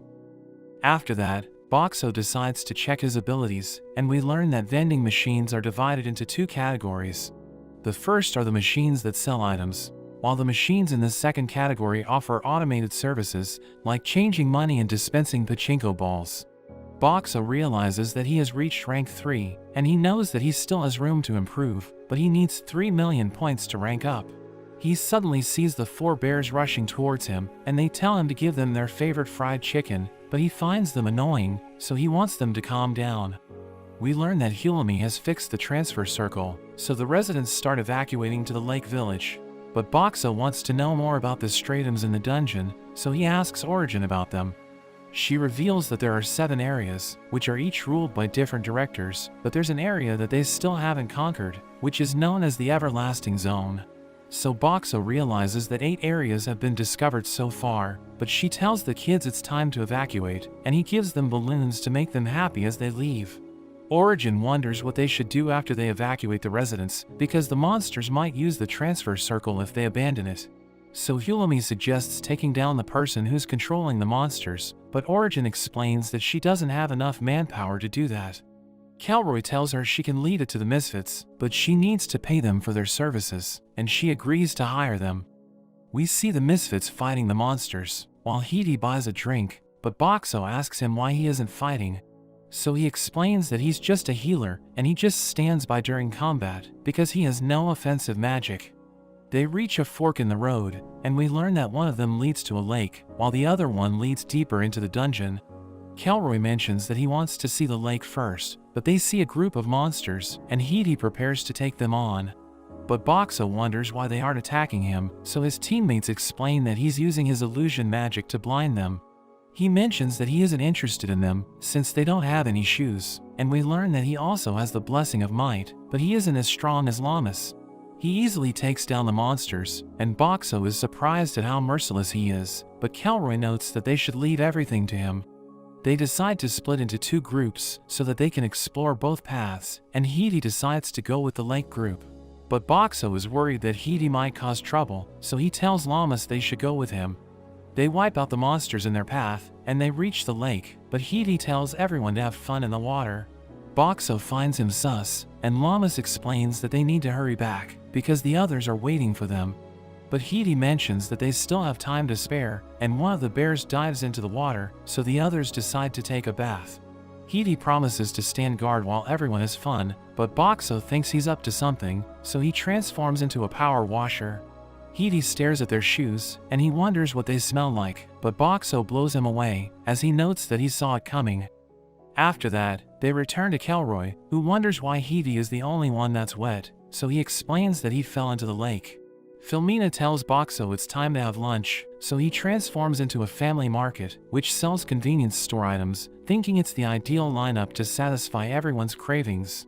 Everyone's excited as they browse his selection, because there are plenty of foods they haven't seen before, so they want to give everything a try. He shows them how to open a rice ball, and they're amazed because they haven't seen anything like it, but we see Miguel fighting the monsters, and he tells them he needs to take a break. They reach the deepest part of the origin stratum, and Miguel mentions that he can sense over 100 creatures ahead of them. But Calroy thinks it won't be a problem, and he notes that he and Miguel will take the lead. Boxo wants to help them, so he transforms into a pachinko ball dispenser and fills the road with his balls. Miguel asks him about the balls, so he explains that they will cause the monsters to trip and fall, and the bears mention that they can hear monsters ahead.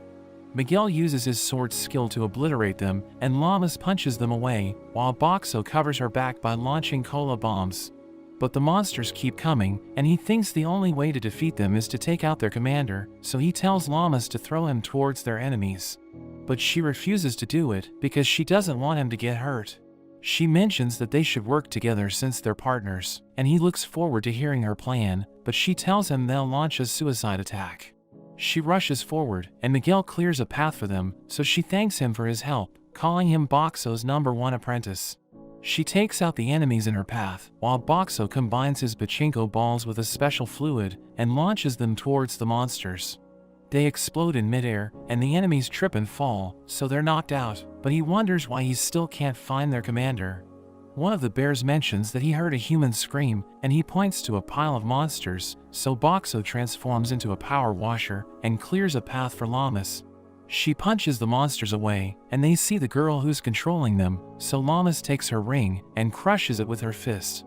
Calroy mentions that it's time to go back, because they have completed their mission, and he notes that they should interrogate the girl when they get back. But Filomena tells him to stop touching the girl, and Boxo wonders what kind of relationship they have. Shiro and Akka mention that they're at it again, but they think it's embarrassing, because they should be old enough to know better. Lammas thinks Filomena is young, but Sui reveals that she's older than Calroy, and she just looks younger because she's part vampire. Hidi explains that vampires feed on humans' blood, but they can also use other bodily fluids for nourishment, and it's possible for them to have children with humans. Lammas thinks it sounds lovely, so Shiro and Akka tell her that humans shouldn't have children with monsters. But she explains that she doesn't mind, and thinks Filomena is just like everyone else, because the misfits have already accepted her. As they make their way back, Lammas asks everyone about the wishes they want granted, and Sui mentions that she wants money, so that the children in the orphanage can eat every day. Lammas mentions that she wants to turn Boxo into a human, and Hidi notes that his wish is to collect enough used shoes from all over the world so that he can use them to build a castle. Shiro and Aka reveal that they want to be popular with the ladies, but Sui notes that they're both losers, and everyone wonders what kind of wish Kelroy and Filmina have. They return to the village, where Boxo gives everyone food, but he suddenly transforms into a rice dispenser and plans to use his telekinesis to cook. But he realizes that he can't do it alone, so he tells Lammas and Hilami to help him out, and he transforms into a gas range. They cook the rice he gave them, and everyone eats it, realizing it tastes delicious. Boxo is happy that everyone's enjoying the food, and Lammas thanks him for everything he has done for them, so he looks forward to cooking for her again. Hilami reveals that she has adjusted the transfer circle, so it can only take them back to the Clearflow Lake, and she notes that the monsters won't be able to use it. Kelroy mentions that they should return once things settle down, and Sui wonders why she's paired up with Hidi, but Kelroy just tells her to bear with it. Hidi promises to protect her, but she freaks out as he touches her, so Kelroy tells her to calm down, but she explains that she can't stand his disgusting habits.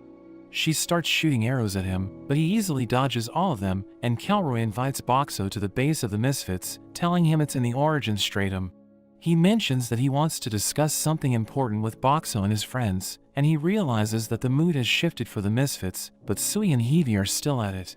Kelroy tells them to stop messing around, but Sui is determined to land a hit, and Kelroy tells Boxo to wait for them to calm down so that they can go to the base together. After that, Hilami notes that she wasn't expecting the Misfits base to be in the Origin Stratum, and Sui mentions that they didn't want it to stand out.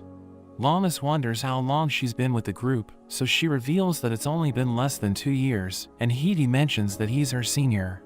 But he explains that they don't bother with seniority, revealing that he doesn't even respect Shiro and Aka as his seniors. He notes that they're the first members of the Misfits, along with Kelroy and Filmina, and Sui reveals that she didn't know that, wondering why the 4 of them often disappear all at once. Miguel mentions that he noticed something about Shiro and Aka, but he decides not to tell Boxo about it, because he thinks he might just be imagining things. They see a strange building, and think it must be the Misfits base, but Sui shows them a secret passage, revealing that it's the entrance to their hideout.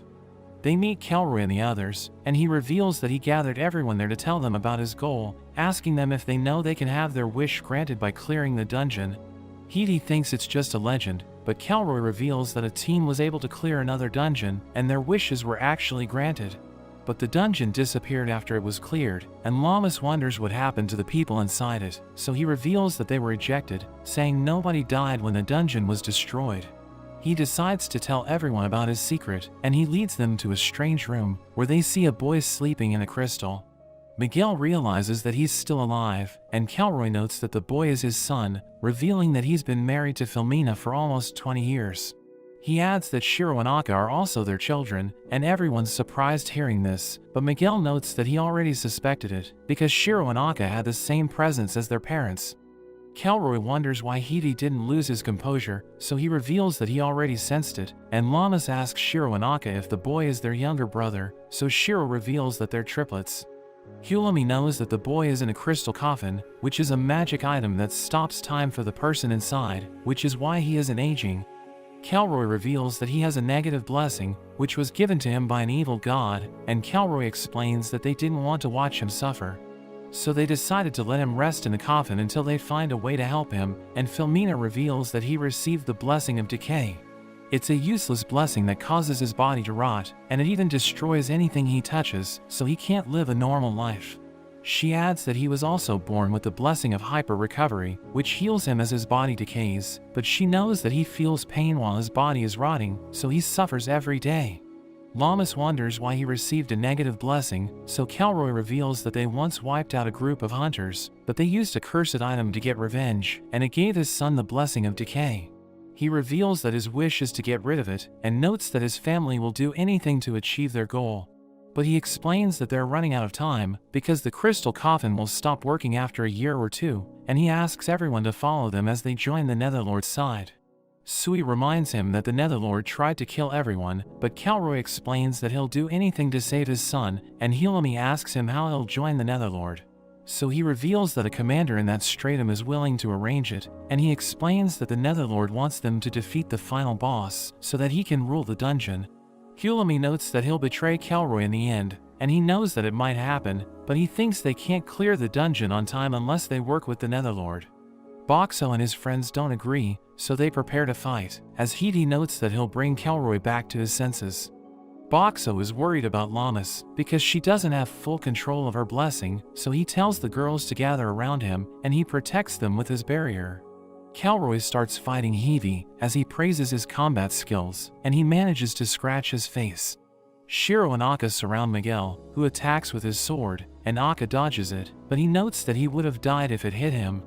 Sui fires her arrow at Filmina, who stops it with her water wall, and Boxo thinks about joining the fight, but he's worried that he might hit his allies.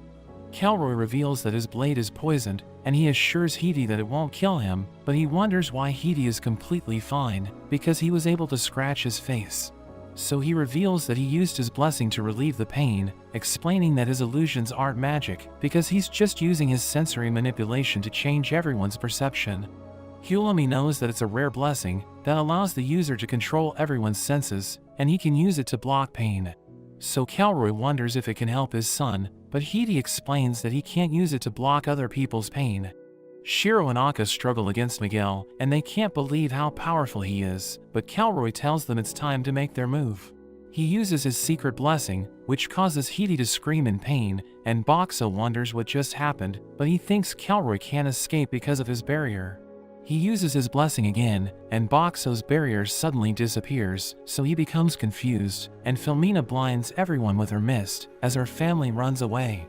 Miguel thinks about chasing after them, but Hulami tells him it's too dangerous because they know nothing about Kelroy's blessing. Hidi immediately recovers, so Sui wonders if he was just putting on an act, but he reveals that Kelroy blocked his blessing and he couldn't move because of the poison. So Hulami thinks that Kelroy's power allows him to negate other blessings, and they decide to return to the village to report the incident. Director Bear learns about what happened, so he puts Kelroy and the others on the wanted list, and Hidi thinks they left their son behind to leave a message. Boxo can't bring himself to be angry at them, because he knows that they're desperate to save their son, and Miguel wonders how they plan to reach the final stratum. So Hulami notes that the Netherlord might give them a magic item to move between areas, or they could simply use the transfer circle. But Hidi thinks they won't clear the dungeon anytime soon, because they aren't strong enough to defeat the final boss, so they'll need to recruit new members. Hulami recalls that the Misfits still have 2 remaining members, and Hidi thinks Kelroy will try to win them over, so Director Bear suggests contacting them immediately. But Hidi doesn't know where to find them, and Hulami notes that they can't freely travel between stratums, so they decide to return to the Clearflow Lake. They head to the transfer circle, and Hulami activates it, but she realizes that it has been tampered with. She tells everyone to get away, but they mention that they can't move, and Boxo suddenly finds himself in an empty room, so he thinks he must have been sent to another stratum. He wonders what happened to the others, and thinks about what he should do next, but Director Bear and Hulami suddenly appear, and he wonders why they aren't with Lammas. They realize that they're in the labyrinth stratum, and Hulami thinks it's because Kelroy messed with their transfer circle. She reveals that it doesn't have enough power to take them to the Clearflow Lake, explaining that they need a magic stone to fix it, and they decide to go to the Hunters Association. Director Bear carries Boxo to the association, where they realize that everyone's struggling because of the monster attacks, so Boxo gives them food for free. They talk to the director of the labyrinth, and tell her that the monsters were being controlled by the Netherlord. But she can't believe the info didn't reach her, thinking it must be because she's the worst director in the dungeon. After that, Director Bear reveals that he checked the item shops, and they're already out of magic stones, but he notes that they might find one in the labyrinth. He decides to go there with Boxo, but they hear a commotion, so Boxo transforms into his smaller form, while Director Bear runs to see what's happening. They see a girl named Kikoyu, who's surrounded by monsters, so Director Bear saves her, and Boxo returns to his original form. She's surprised that he can transform, but her companions suddenly get into position, so she tells everyone to cover their ears. The bird stuns the monsters with its sonic attack, while the rhino finishes them off, and Director Bear is amazed by how capable they are. So Kikoyu reveals that they're unique, because someone's power made them stronger, and Boxo wonders who she's talking about. She uses a ball of dirt to absorb the monster's remains, and Director Bear asks her about it, but she notes that she wants to get to know them before she answers his question. So he formally introduces himself, and notes that Boxo is a magic item with a person's soul inside, so he can carry on a conversation. She introduces them to her companions, and notes that the rhino's name is Botan, while the bird is called Kuroyata. Boxo wonders if she also has powers, so she reveals that she has the ability to control cold air, and she can even move while hiding her presence. But she knows that she isn't strong enough to defeat the monsters, so she's been relying on her companions to take them down. Boxo thinks she must be an animal handler, and she reveals that she isn't, saying her companions are smart enough to think on their own, but Director Bear asks her who she's talking to. So she explains that she was answering Boxo's questions, revealing that she can hear the inner voice of whoever she touches. She mentions that she wants to eat while they talk to each other, and Boxo prepares to show her his items, but she notes that she'll provide the food.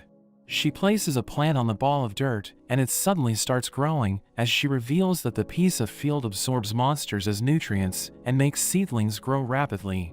She takes the sweet potatoes and starts cooking them, but she notes that it will take a while, so she decides to tell them about the true story of a kind field. She mentions that an old woman once lived in a remote village, but a soul suddenly possessed her field, and we learn that it's a person from another world, but he couldn't talk to the woman. She cultivated him every day, until she finally passed away, and he was left all alone, but he was able to make animal friends. He saw a girl being chased by monsters, so he decided to save her, and he went on a journey to save even more people. He arrived at a fortified city, where he saw a fierce battle with the Demon Lord's forces, so he threw himself into battle and saved the city. He marched to the Demon Lord's stronghold, where he fought another battle, but he lost consciousness after he helped his friends retreat. Boxo thinks Kikoyu and her companions are the friends in the story, and she notes that they want to meet the field again, but they can't reach the Demon Lord's domain because a huge wall is blocking the path. She reveals that they went to the labyrinth because they heard a rumor that the Netherlord is in the dungeon, but Director Bear tells her about the situation. So she realizes that the Netherlord won't help her reach the Demon Lord's domain, and she gives Director Bear the food she cooked. So he eats it, and he tells her it's delicious, but she notes that Field's vegetables taste 10 times better. Boxo gives them drinks, and as she tastes it, she's amazed by how cold and delicious it is, but Director Bear tells her he can also provide food and other items. She realizes that he's just like Field, and he notes that he's also from another world, so she wants them to meet each other, thinking he must be from the same place as Field. Boxo starts traveling with her, and later that day, they realize it's getting dark, so they decide to set up camp. Boxo transforms into a family mart, and she's amazed by the sweets he's selling, so she decides to try all of them, and she notes that they're delicious, but she thinks Field's fruit would make them taste even better. Kikoyu falls asleep, and Director Bear asks Boxo what he thinks about her, so he mentions that she's a nice kid. But Director Bear notes that her mind and appearance don't match, and she even has abilities that humans don't possess. He thinks she must be a snow child, and Boxo doesn't know what that is, so Director Bear explains that they look like 6-year-olds until they reach adulthood, and they also have special powers. But there are people who hunt them down, and they're in danger of extinction, because they're rumored to turn into ice statues that never melt after their heads are cut off. The severed head will curse everyone in the region, and it's said to have destroyed entire nations, but Boxo thinks beheading someone just to cast a curse is a terrible thing to do. Director Bear notes that the headless ice statue has the power to remove curses, so he thinks it could save Kelroy's son. But Boxo knows that Kelroy might kill Kikoyu if he finds out, and Director Bear tells him to keep it a secret. The next day, Director Bear defeats a monster, and it drops a magic stone, but he isn't sure if it has enough power to fix the transfer circle. They decide to head back, but Kikoyu can't pass through a wall because she's holding onto the piece of field. She mentions that she doesn't want to leave it behind, so Hulumi comes up with an idea, and Boxo makes a barrier around her, allowing her to get through the wall. Everyone's glad that the plan worked, and Hulumi reveals that she has finished adjusting the transfer circle, so she can join them when they return to the labyrinth. The next day, they enter the labyrinth again, and they decide to defeat the lava fiend to get its magic stone. We learn that it's more dangerous than a Stratum Lord, but they think they can defeat it if they work together, and Kikoyu orders Kuroyata to look for it. After that, Hulami wonders who's in charge of dinner, and Kikoyu notes that she'll do it, but Boxo mentions that he has sweets, which makes Hulami excited, because she likes sugary foods. He transforms into a family mart, and everyone decides to go with his food, but Kikoyu thinks it's unfair. The next day, we see that Boxo was able to sleep, because Kikoyu volunteered to keep watch. But as he wakes up, he sees that she has already prepared breakfast for everyone, so he realizes that it was all a part of her plan. Everyone eats it, and they all think it's delicious, but Kuroyata suddenly returns, and she notes that it has found the lava fiend. Hulami mentions that she knows how to defeat it, and Boxo flies with Kuroyata as he observes the lava fiend. We see that he has surrounded it with his walls, and he attacks it with ice water, thinking it should get weaker because of the temperature. Botan suddenly charges in, and it uses its horn to attack the lava fiend's weak point, causing it to collapse. But it suddenly regenerates, so Boxo realizes they're in trouble, but the sky suddenly shatters, and a massive block of ice crushes the lava fiend. He realizes that it's a stratum split, and everyone sees Llamas approaching, as she notes that she's glad to see Boxo again. But he mentions that he's angry, because her actions were reckless, and Director Bear asks her what happened. So she reveals that she was transferred to the Clearflow Lake with Director Origin, and she knows that causing an impact on a stratum split might cause it to split again. So she decided to give it a try, and punched the frozen pond with all her power, before using Hulami's magic item to safely fall from the sky. Director Bear is just glad she's safe, and explains they were just concerned, so she apologizes for being reckless, but Hulami is happy that they're finally back together. After that, Hulami notes that she has fixed the transfer circle, and Director Bear uses it to return to the Clearflow Lake. She tells Kikoyu to go next, so she leaves with her companions, and Boxo prepares to transfer with Hulami and Llamas. But a red light suddenly appears, and Hulami wonders what's wrong, because the transfer circle is in perfect condition. Boxo realizes they're about to get separated again, so he uses his barrier to keep them together, and they're transferred to the Dark Forest Stratum. Boxo is glad his idea worked, but Hulami wonders why the transfer circle malfunctioned, because their friends were able to use it without any issues. Llamas notes that the red light came from Boxo, so Hulami checks him out, and she sees that there's a malfunction spell on him. He realizes that Kelroy placed it there before he escaped, and Hulami removes it, but we learn that it will take days for the transfer circle to recharge. Hulami reveals that they're on the 7th stratum, which is a dangerous place filled with plant monsters, and they see a strange tree, as Llamas mentions that it looks like a person. Hulami notes that there are monsters in that stratum that turn people into trees, and they suddenly hear a commotion, so they run to the gate, where they see Sui and Hidi fighting against carrot monsters. Llamas joins the fight, destroying the monsters with her fists, and Hidi is glad that she's there to help them. But Sui tells Boxo she's been waiting for him, because she's extremely hungry, so he transforms into a snack vending machine. She eats the food with her companions, who are all happy to have meat again, and Hidi explains that the people in that stratum eat mostly vegetables, because there are no animals to hunt for meat. Llamas wonders why the houses weren't destroyed by the monsters, so Hidi explains that they don't harm vegetation, and since the trees were used to build houses, the monsters will never touch them.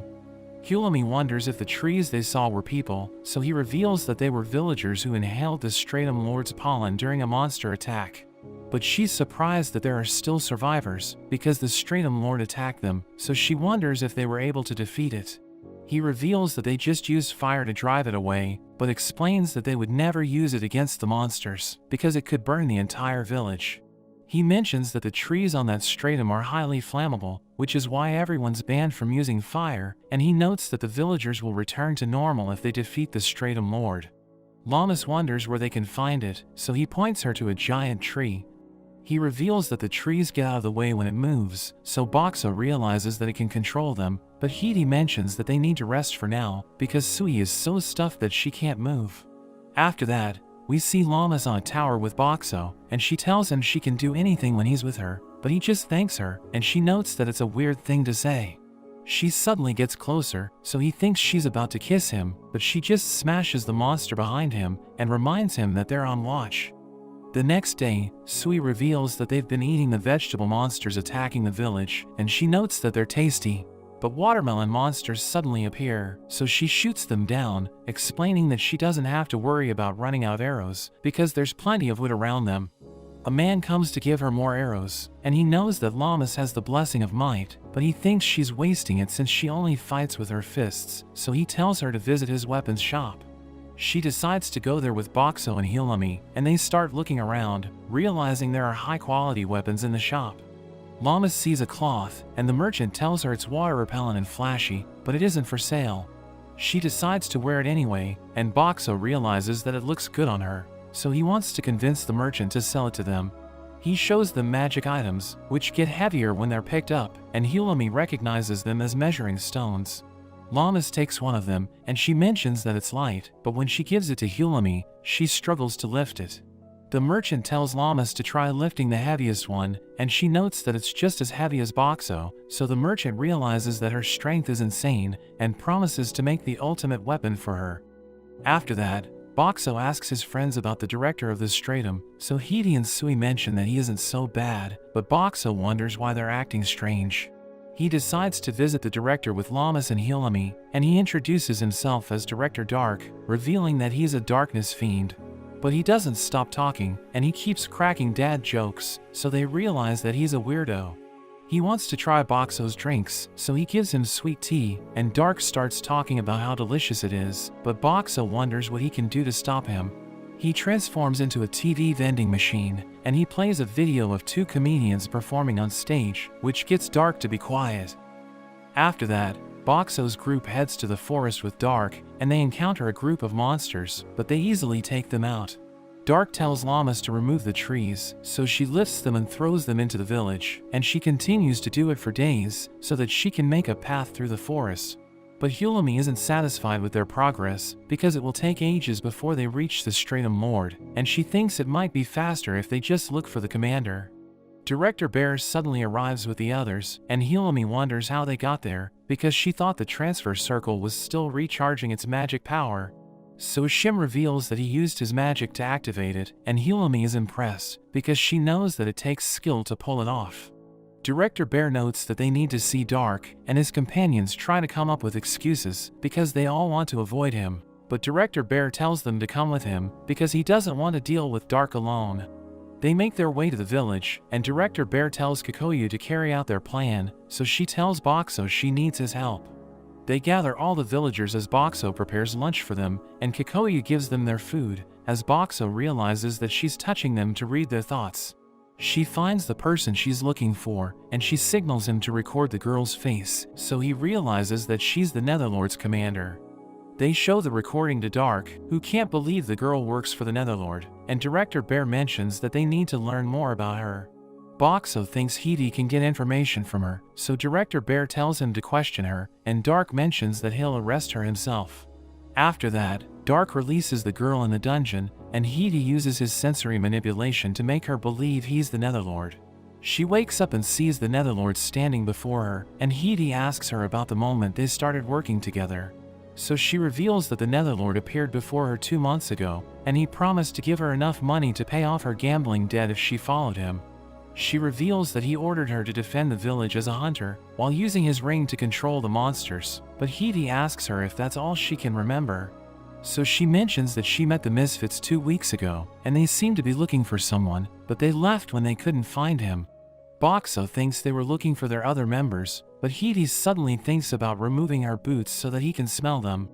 Dark kicks him away, and the girl realizes that she was just hallucinating, and Dark mentions that he trusted her, revealing that he gave her money because he thought she would stop gambling.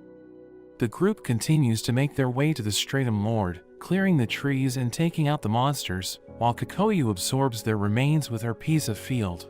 Dark notes that the Elder Tree was originally peaceful, but that changed after the Netherlord appeared. Director Bear notes that they need to defeat it to save the people who were turned into trees, and we learn that their plan is to pour anti-plant poison into it while it's being distracted. It starts to get cold at night, but Lammas is fine thanks to the cloak that Boxo got for her. Sui begs him for food, so he thinks about giving them cup ramen to warm them up, but he decides to show them something new. Sui is impressed by his udon noodles, so everyone also wants to try it, but he transforms once again into a burger machine, and they all find it delicious. Boxo thinks about how he used to be a vending machine enthusiast, traveling around just to try different machines, while his friends would tell him he's wasting his money, but he's happy that it turned out to be useful. They continue to clear the trees during the day, and Kikoyu takes turns cooking with Boxo at night, but she only has fruits and vegetables, since they can't use fire. Dark remembers how an elder tree was defeated decades ago using fire, but it ended up spreading and destroying everything in the stratum, which is why it was banned. Boxo wonders if there's anything he can do to help everyone with the cold, and he remembers that he has a hot spring function, so everyone works together gathering wood, and they're able to make an open bath. Boxo fills it with hot water, and everyone looks forward to taking a bath. Hivi offers to keep watch for monsters, but they know that he's just after their shoes, so Kikoyu tells him her companions will stand guard. Hulumi is excited, but she wonders what Boxo is doing there. Llamas mentions that they need his soap and towels, but Hulumi reminds her that he has the soul of a man. Llamas doesn't seem to mind, but Boxo gets her to take him outside. Everyone relaxes in the bath, but Kuroyata suddenly warns them about something, and they see that the sky is turning red. They realize that the elder tree is on fire, so they think it was defeated, and the director orders the bears to go back to the village and evacuate all the people who should have recovered from being turned into trees. Llamas wonders what they should do next, so the director notes that they need to confirm if the elder tree was really defeated. He also orders them to remove all the trees around the area to stop the fire from spreading, but Boxo wonders if it will be enough.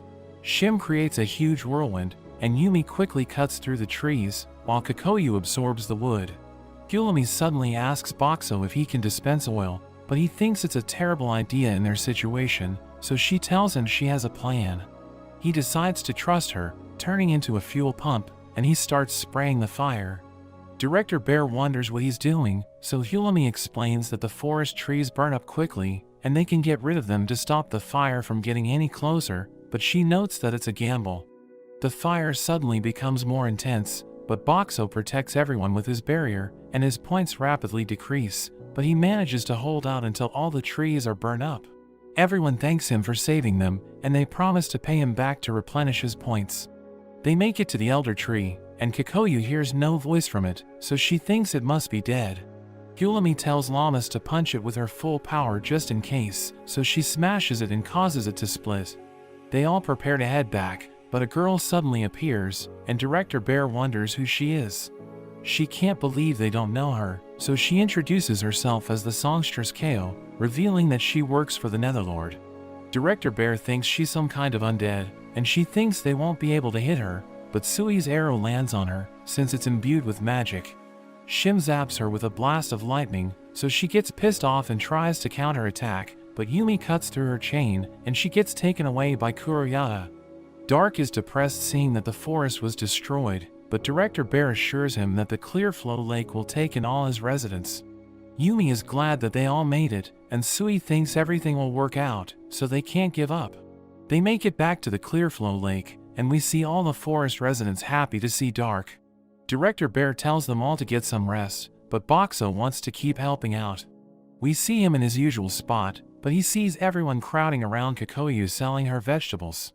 He realizes that she's stealing his customers, so he transforms into a new sweets machine to get them back, but she fights back the next day selling baked potatoes, and he recognizes her as his rival.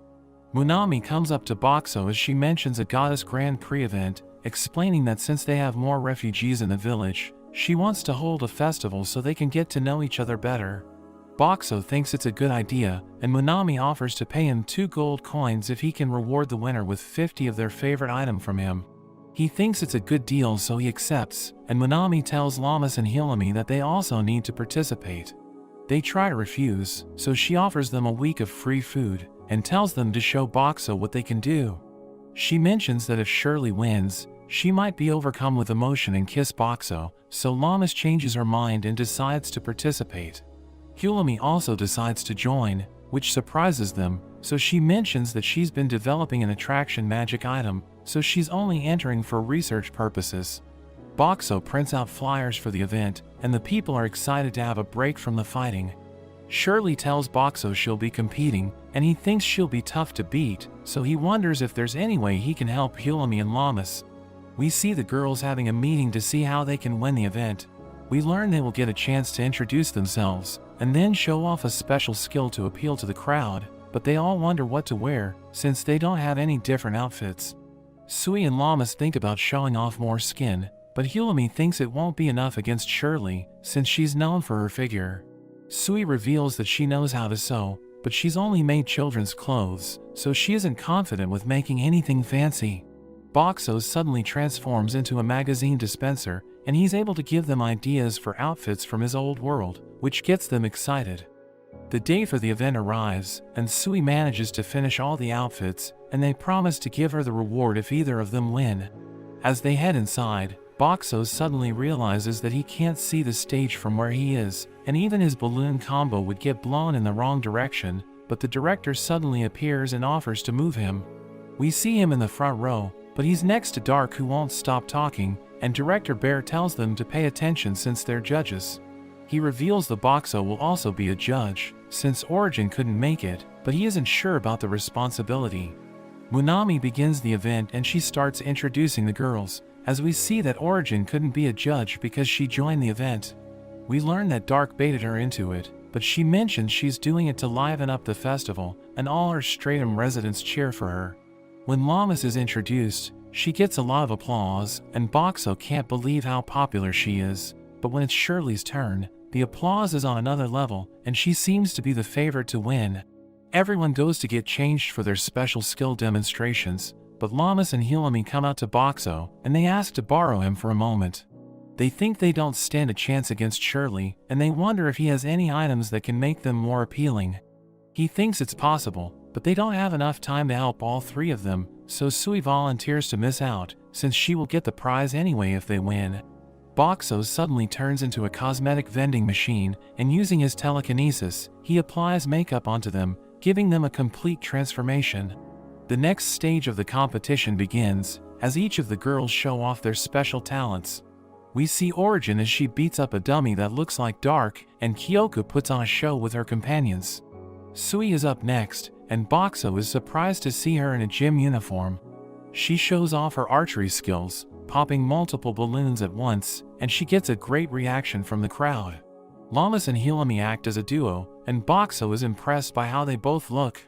Hulami shows off her new magic item, which connects Llamas to a puppet that mimics all of her movements, but when she goes to pick up the trolley, it isn't as strong as her and ends up getting crushed, but everyone seems to enjoy their act. Munami prepares to call out Shirley, but she suddenly gets a note, and reveals that Shirley has fallen ill and had to withdraw from the competition, which shocks everyone. Everyone submits their votes, and Boxo wonders who will win, but Shirley appears next to him. He sees that she seems to look fine, so he realizes that she only agreed to join the competition to get people more excited. Boxo wonders what Hidi thought about the competition, but he only cares about their shoes, and thinks that Director Origin's boots deserve first place. After all the votes are counted, Munami announces the results, and Llamas is declared the winner. She receives the 50 Boxo meal tickets, and also a magic item from Sayori's company, but they're a pair of boots, and Hidi is completely shocked seeing them. He goes to meet Sayori after the show, recognizing the boots as the untiring god's feet. He wonders where she got them from, so she reveals that her father found them in the scorching sand stratum, and Hidi seems to get serious hearing this. The next day, everyone is knocked out after drinking all night, but Sui suddenly rushes in, asking Boxo if he's seen Hidi. We see that he left a letter, saying he has something he needs to take care of, but they all realize that he must be headed to the scorching sand stratum. Sui pretends she doesn't care about him, but they decide to go after him. When they get there, they struggle with how hot it is, so Boxo uses his refrigeration to help cool them off. They arrive at the Stratum's Hunter Association to deliver a letter from Director Bear, but Miguel suddenly appears, and he's overjoyed to see Boxo again. He reveals that when they were separated, he was sent here by himself, and he couldn't find a way back. Boxo wonders if he's improved his communication skills since he's been on his own, but he reveals that he's been so stressed for the last few days that his stomach has been a wreck. They meet with Director Scorch, who reveals they were also attacked by monsters, but they managed to fight them off and capture their commander. He reads the letter from Director Bear and learns about the situation, but he's surprised when he discovers that Boxo can provide them with water, because they were starting to run low on it, and Boxo ends up selling water for the whole day. Llamas wonders what they should do next, and they end up deciding to check out the shop that sold the magic boots. Llamas decides to buy one of the items, and the shopkeeper thinks it's her lucky day, since she's her third new customer, and Llamas wonders if the other two were Sui and Heavy. She also asks about the magic boots, but the shopkeeper notes that she can't reveal any confidential information. Llamas shows her an introduction letter from Director Scorch, as well as from Sayori's company, and Boxo is surprised that Sayori's name got a bigger reaction. The shopkeeper decides to make a special exception, and reveals that the boots came from a hunter named Tay. They meet up with Miguel, who tells them that Tay is the leader of a hunter team called the Billowing Flames, but they're away exploring a ruin at the moment, so they will need to cross the desert to find him. Miguel asks to join them, and Boxo finds it hard to say no to him, but they suddenly hear Sui and Heavy arguing, as she tells him he doesn't need to do everything alone, but he notes that it's something personal. He doesn't want to inconvenience everyone, but Sui cries as she thinks he's being just like Kelroy, wishing they could have talked things out with him. Llamas notes that he's just making them worried by not telling them anything, and he finally agrees to tell them everything. We learn that before Heidi joined the Misfits, he used to work with his childhood friend. They were an impressive duo, and after making some money, he decided to get his friend some new boots for her birthday, but they were attacked by bandits while on an escort mission, and he ended up getting knocked out. He found everyone else dead when he woke up, and his friend's body had her legs cut off. The bandits were masked, so he doesn't know what they look like, and the boots were his only clue, so it's why he started paying attention to everyone's shoes. Sui wishes he had told them about it sooner so they could have helped him, but he thinks it was his own problem. She mentions that things turned out the way they did because everyone kept secrets, and tells him he can just ask for help since they're Nakama. She finally gets through to him, so he thanks her, and he asks them all for their help. They talk about how they can make it through the desert, and Llamas wonders if the shop has any items that can help. Hulami suddenly appears, along with Kikoyu, and she reveals that she has a cloak that blocks heat and also has a cooling effect. She also gives Llamas new equipment from the forest stratum, which is able to change weight, so she'll be able to better control her body when she fights. They start to cross the desert the next day, and everyone is glad they have the cloaks, while Kikoyu is fine since she's an ice spirit, but everyone hugs onto Boxo to be extra cool. They take a break in a tent which Boxo fills with ice, and he sees Kikoyu with a book. He realizes it's a calendar and wonders about the date that she has circled, so she notes that it's a certain anniversary, and Boxo decides not to pry. The group sees the desert tower ruin in the distance, and we learn that the Stratum Lord is on the top floor. Kikoyu tells Kurayada to have a look, but he suddenly disappears. Everyone rushes forward, and Llamas goes through a barrier, where she finds the tower right in front of her, so they realize it's an illusion that makes the tower seem far away. Kurayada returns, and he tells Kikoyu that there were lookouts, but they were distracted, so it's their chance to get inside. Llamas pushes the door open, and they're shocked to see giant monsters inside, but they realize they're not moving. Llamas remembers Director Scorch saying the commander was captured, so they think the monsters must be waiting for orders. Hulami thinks they can't let their guard down, and she suddenly gets an idea. We see Miguel as he unleashes an attack, triggering all the monsters to become active, but they suddenly attack each other, and we learn that Heidi used his illusions to make them see each other as enemies. Llamas takes the chance to try out her new gloves, and they end up defeating all the monsters. Kikoyu uses field to absorb them all, and they take a quick break for some food. Hulami thinks they need to watch out for any traps as they move forward, so she asks Boxo to take the lead. Llamas heads up the stairs as Boxo protects her, and she triggers all of the traps. As the others catch up to her, they see footprints leading to a door, and they think the enemies must be inside, so Llamas smashes her way through. They find the Billowing Flame Party, and they meet Tay, who wonders what they want. So Llamas introduces themselves as hunters from the Clearflow Lake, and Heidi mentions that they have business to discuss. Tay wonders how they found out about their plan to attack the village, so they realize he's working for the Netherlord.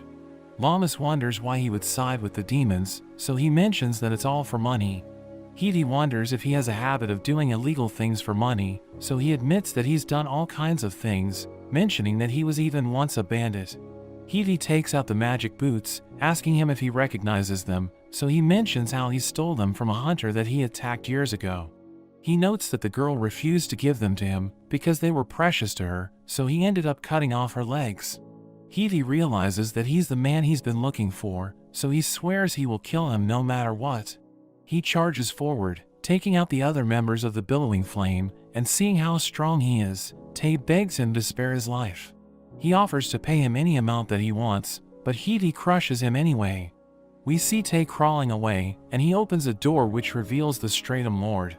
He uses his ring to wake it up and commands it to kill everyone, but it suddenly prepares to eat him instead. Hiti smashes it in the face, as he notes that Tay is his prey.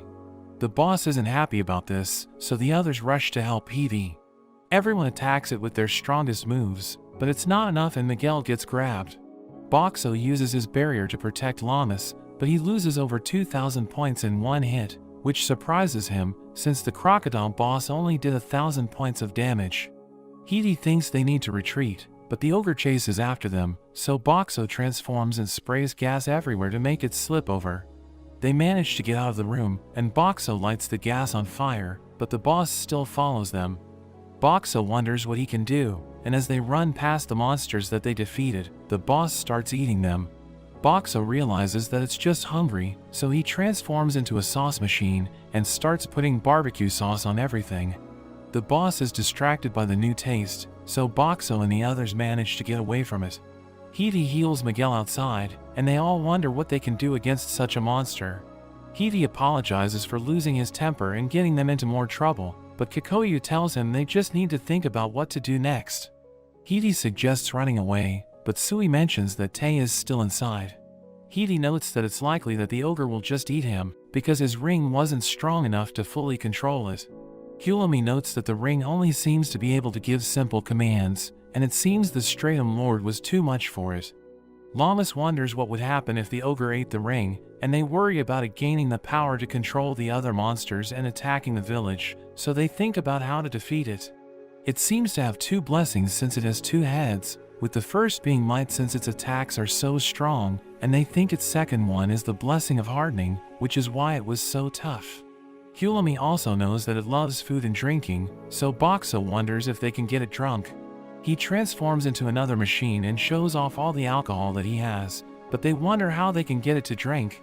Lamas wonders if they would like a cute girl pouring drinks for them, but they don't know what an ogre would be into. Sui suggests using an illusion, and Hiti thinks it's possible, but he notes that he doesn't know their language, so Kulomi mentions she can teach him the basics. We see Hiti disguised as a rock ogre with Boxo on his back, and they head back into the tower. The boss wonders who they are, so they put down the alcohol, and the twin ogre is immediately attracted by the smell. They start drinking it, and they find it delicious, so they end up drinking it all and falling asleep. Kulomi realizes that its hardening blessing only works when it's awake, and Lamas feels bad about attacking it when it's asleep, but Miguel notes that it needs to be done. They prepare to take out the two heads, but Boxo tells Lamas to use him, since he will get points for defeating it, so she swings him to deliver the finishing blow. Boxo is shocked getting over 1,000,000 points, and after Kikoyu absorbs the boss's body, they receive the Lord's coin. Kulomi thinks they should see what happened to Tay, but as they head back up the tower, it suddenly becomes cold. When they reach the top, Kikoyu gets a strange feeling, and they find Tay frozen in ice. She suddenly tells them all to gather around Boxo, and his barrier protects them from a blast of snow. Kulomi wonders what's going on, and there's a girl that appears. Kikoyu recognizes her as a snow fairy, telling her that they aren't her enemies. She mentions that they came for Tay, but the girl suddenly shatters him. Kikoyu is shocked by this, since snow fairies don't usually kill people for no reason. The girl wonders what Kikoyu is doing together with humans, since they are responsible for hunting their kind, and Boxo remembers Director Bear telling him that if a snow child is beheaded on the day they become an adult, they will turn into an ice statue that never melts. Kikoyu notes that there are still some humans that can be trusted, but the girl thinks she must have been tricked.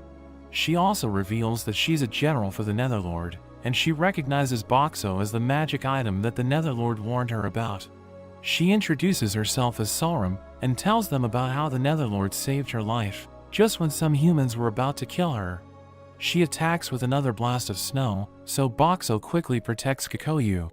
They can't believe how strong she is, and Kikoyu thinks that her blizzard might last a long time, so Boxo notes that he only has enough points to last for one day. Kikoyu wants to try persuading her again, as she notes that they would be the same if she had met the Netherlord instead of Field. Boxo decides to believe in her, and she asks him for the time, so he notes that it's 1 minute to midnight. She heads out of the barrier, and we see that she has suddenly grown up, as the wind starts to blow in the opposite direction. The others are shocked realizing what's going on, and Hilami remembers hearing that snow fairies grow into adults the moment they turn 18, so Boxo realizes it was the date that Kikoyu had circled in her calendar. Hivi can't believe how strong she's become, and she even starts to push Solram back. She gives her one more chance to back down, and Solram notes that she can't afford to die yet, so she decides to back down and she disappears. The others feel bad for Hivi since he didn't get to deal with Tay, but he thinks that making him suffer wasn't going to be able to heal his heart.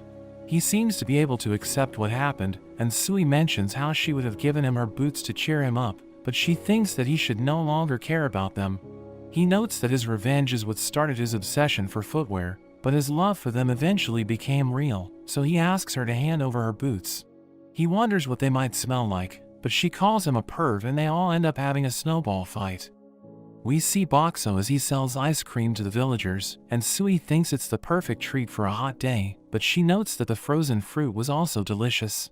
He wonders what she's talking about, so she points him to Kikoyu, and he realizes her business is doing well. His friends want to try her frozen fruits, but he considers her his business rival, so he doesn't want to lose to her. He upgrades his selection, and hires Lamas and Miguel to help him out, so the customers flock to him. He realizes he was able to steal Kikoyu's customers, but the next day, she hires the little bears to advertise her business, and he loses all of his customers. He calls for reinforcements, and thinks he can't lose with his friends on his team, but after 4 days, Boxo and Kikoyu treat their helpers to a restaurant. They order the most expensive food, and their bill ends up being more than both their profits, so they both end up losing. After that, everyone returns to the Clearflow Lake Stratum, but Boxo notices that Kikoyu is acting strangely, so he wonders what happened to her. As he sells his goods to the locals, he realizes he's been in the dungeon for about a year now, but he starts to feel lonely since he hasn't seen his friends for a few days. One evening, Lamas visits him, and she invites him to her tent, where everyone wishes him a happy birthday. She explains that they don't know when he was born, but it's been a year since she first met him, so they've decided to celebrate his birthday. He's happy that they gathered to have a party for him, and they realize that Kikoyu had her birthday days ago, so they decide to make it a joint party. The directors thank Boxo for everything he's done for them, and Bear gives him a certificate from the Hunters Association, while Hilami shows him a strap she invented. She explains that she improved the elasticity of its ropes, so it can now deal with his transformations, and he thinks it's extremely useful, since it allows him to change whenever he wants. Lamas shows him the cakes she made, and explains that she made them using the book he gave her, and he's happy to see birthday cakes in this world. She reveals that Kikoyu also has a cake, and the celebrants blow out the candles, as she wishes them a happy birthday. Boxo brings out his alcohol, but the party becomes chaotic as everyone gets drunk, and Lamas wonders if he's having fun. She notes that she wants to stay with him forever, and he tells her she's cute when she's drunk, but she doesn't hear him since she has already passed out. The next day, Kikoyu tells Boxo she wants to talk to him, and he thinks she wants to tell him what's on her mind, so he agrees to meet her at night. That evening, she tells him she's thinking about leading the dungeon, and she thinks she's selfish since they still haven't solved their problems. She notes that her magic power increased after she reached adulthood, so she can now hear the voice of the piece of Field, and she thinks she can revive Field if she takes it to his main body. Boxo telepathically asks her how she plans to leave the dungeon, so she explains that she'll channel a lot of magic power into a transfer circle, which will create a temporary path to the outside world. But she reveals that Hilami warned her not to do it, since it's extremely dangerous, and there's no guarantee that it will work. Boxo thinks she should listen to Hilami, but she explains that she wants to see Field again, and notes that she has enough magic to bring the other kids with her. She plans to leave with them soon, but she admits that when she sees everyone's faces, her courage starts to waver. Boxo thanks her for everything she's done for them, telling her to hold her head high, and she notes that she enjoyed every moment she spent with them. The next day, Boxo gives his friends the letters Kikoyu left for them, and they all hope she meets Field again. Hidi notes that the remaining stratums are the Dog Mountain and the Everlasting, but he wonders if they should bolster their forces first, since Kikoyu's departure left a massive gap to fill. He thinks about inviting a girl from the Misfits, since he knows she has the powers they need, but Sui thinks the person has some issues. They decide to look for her in the Dog Mountain stratum, and a man realizes they used the transfer circle to get there, so he tells them to wait while he talks to the director.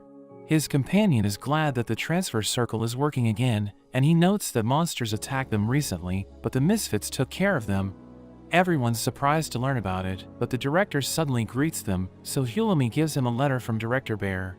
He realizes there's a problem, but he doesn't care and prepares to leave, so his companion stops him and promises to help them find the person they're looking for. As Hidi explains the situation to the director, Boxo invites Hulami and Lamas to go fishing, and Lamas thinks about using her strength to catch fish, but Hulami tells her they should use fishing rods instead. He sells fishing bait and thinks the girls will be shocked when they see how disgusting it is, but it doesn't bother them at all, since they're already used to seeing monsters. As they prepare to fish, Hulami notes that whoever catches the biggest one wins the game, and they cast their rods. Hulami catches a large fish, but Lamas feels a strong pull, and she realizes her rod is about to break, so she grabs the line. She catches a fish monster, and Boxo is about to catch something as well, but he struggles to pull it toward him, so Lamas helps him out. They realize it's a huge clam, and Hulami notes that she's never seen anything like it, but they think it looks tasty, so they decide to cook it. Sui and Hidi join them, but they think the clam looks familiar, so they put out the flames, and Hidi sends it flying. Boxo wonders if it's a monster, but as it opens, they meet a girl named Petey, and we learn that she's the one they're looking for. They ride a boat, and Hulami wonders how Petey carries her shell, so Sui reveals that she has a blessing, which allows her to change the weight of the things she touches. She explains that she didn't want to join Kelroy, so she sank herself into the ocean to escape, and she notes that she's waiting for the man who left her to return. Hidi and Sui think it will never happen, since he's a marriage fraudster, but she doesn't believe them when they tell her the truth. Boxo shows her a video of Solrum, and she notes that she recognizes her, so they explain that Solrum is a snow spirit. They think they can't beat her without Kikoyu, and Hulami notes that Director Bear sent Scorch to help them, but they don't like him since he's too loud. He tells Petey to cheer up, but she freaks out since he's too close, and she shuts herself in her clam. Boxo realizes she's afraid of the outside world, so he tells her to try his sweets, and she starts to talk to him. She isn't sure she can help the others, since her power is only useful for defense, but he tells her he believes in her, so she comes out of her shell. She notes that she'll do her best to help them, but she hides when she sees Scorch again, so Boxo realizes he needs to teach her to come out of her shell. They see the island where she lives, but they can't see much since it's too far, so he transforms into binoculars, and Hulami notices the boat of the Misfits. Kelroy's family hangs out in a hut, and Petey visits them, but Kelroy asks her about her companions. We learn that Boxo and his friends are using Hidi's illusion to disguise themselves, but she explains that they're her bodyguards, and Kelroy invites her to join him. She turns him down, but he notes that they should go outside, and he uses his eye breach to dispel the illusion. Everyone prepares to fight, but Boxo tells Lamas to bring out their survey, and she reveals that they asked 100 people in the Clearflow Lake what they think about the Misfits. The first question is about what they think of Kelroy working with the Netherlord, and she notes that most of them think it's unforgivable, but 12 of the people thought otherwise, since they know that he just wants to save his son. The next question is if the people think Filmina deserves better than him, and almost all of them voted yes, so she thinks she should have looked for a better husband. Lamas reads the last question, and Boxo looks forward to the Misfits' reaction, since they're about to find out if the people will forgive them if they apologize for their actions. 80 of the people said yes, and they even mentioned that they would help Kelroy if he asked them to, since they know that he just wants to save his son. He's touched by their answers, but Lamas notes that Shirley sent her a message, which mentions that the girls in her establishment already miss him. Filmina becomes angry hearing this, and he tries to come up with excuses, but she knows that he had fun with the ladies. Boxo and his friends are suddenly attacked by ice shards, and Solrum asks Kelroy if he'll betray the Netherlord, so he explains that he won't do it since they owe him a lot. He tells everyone there's no going back for his family, and Lamas notes that they can save his son without the Netherlord's help, but Solrum explains that they don't need to save him. She reveals that he's right beside her, and notes that she's the reason why he isn't in pain, but everyone wonders how she removed his curse. She explains that once snow spirits reach adulthood, they gain the ability to remove curses, but they can only use it when their target is close to them.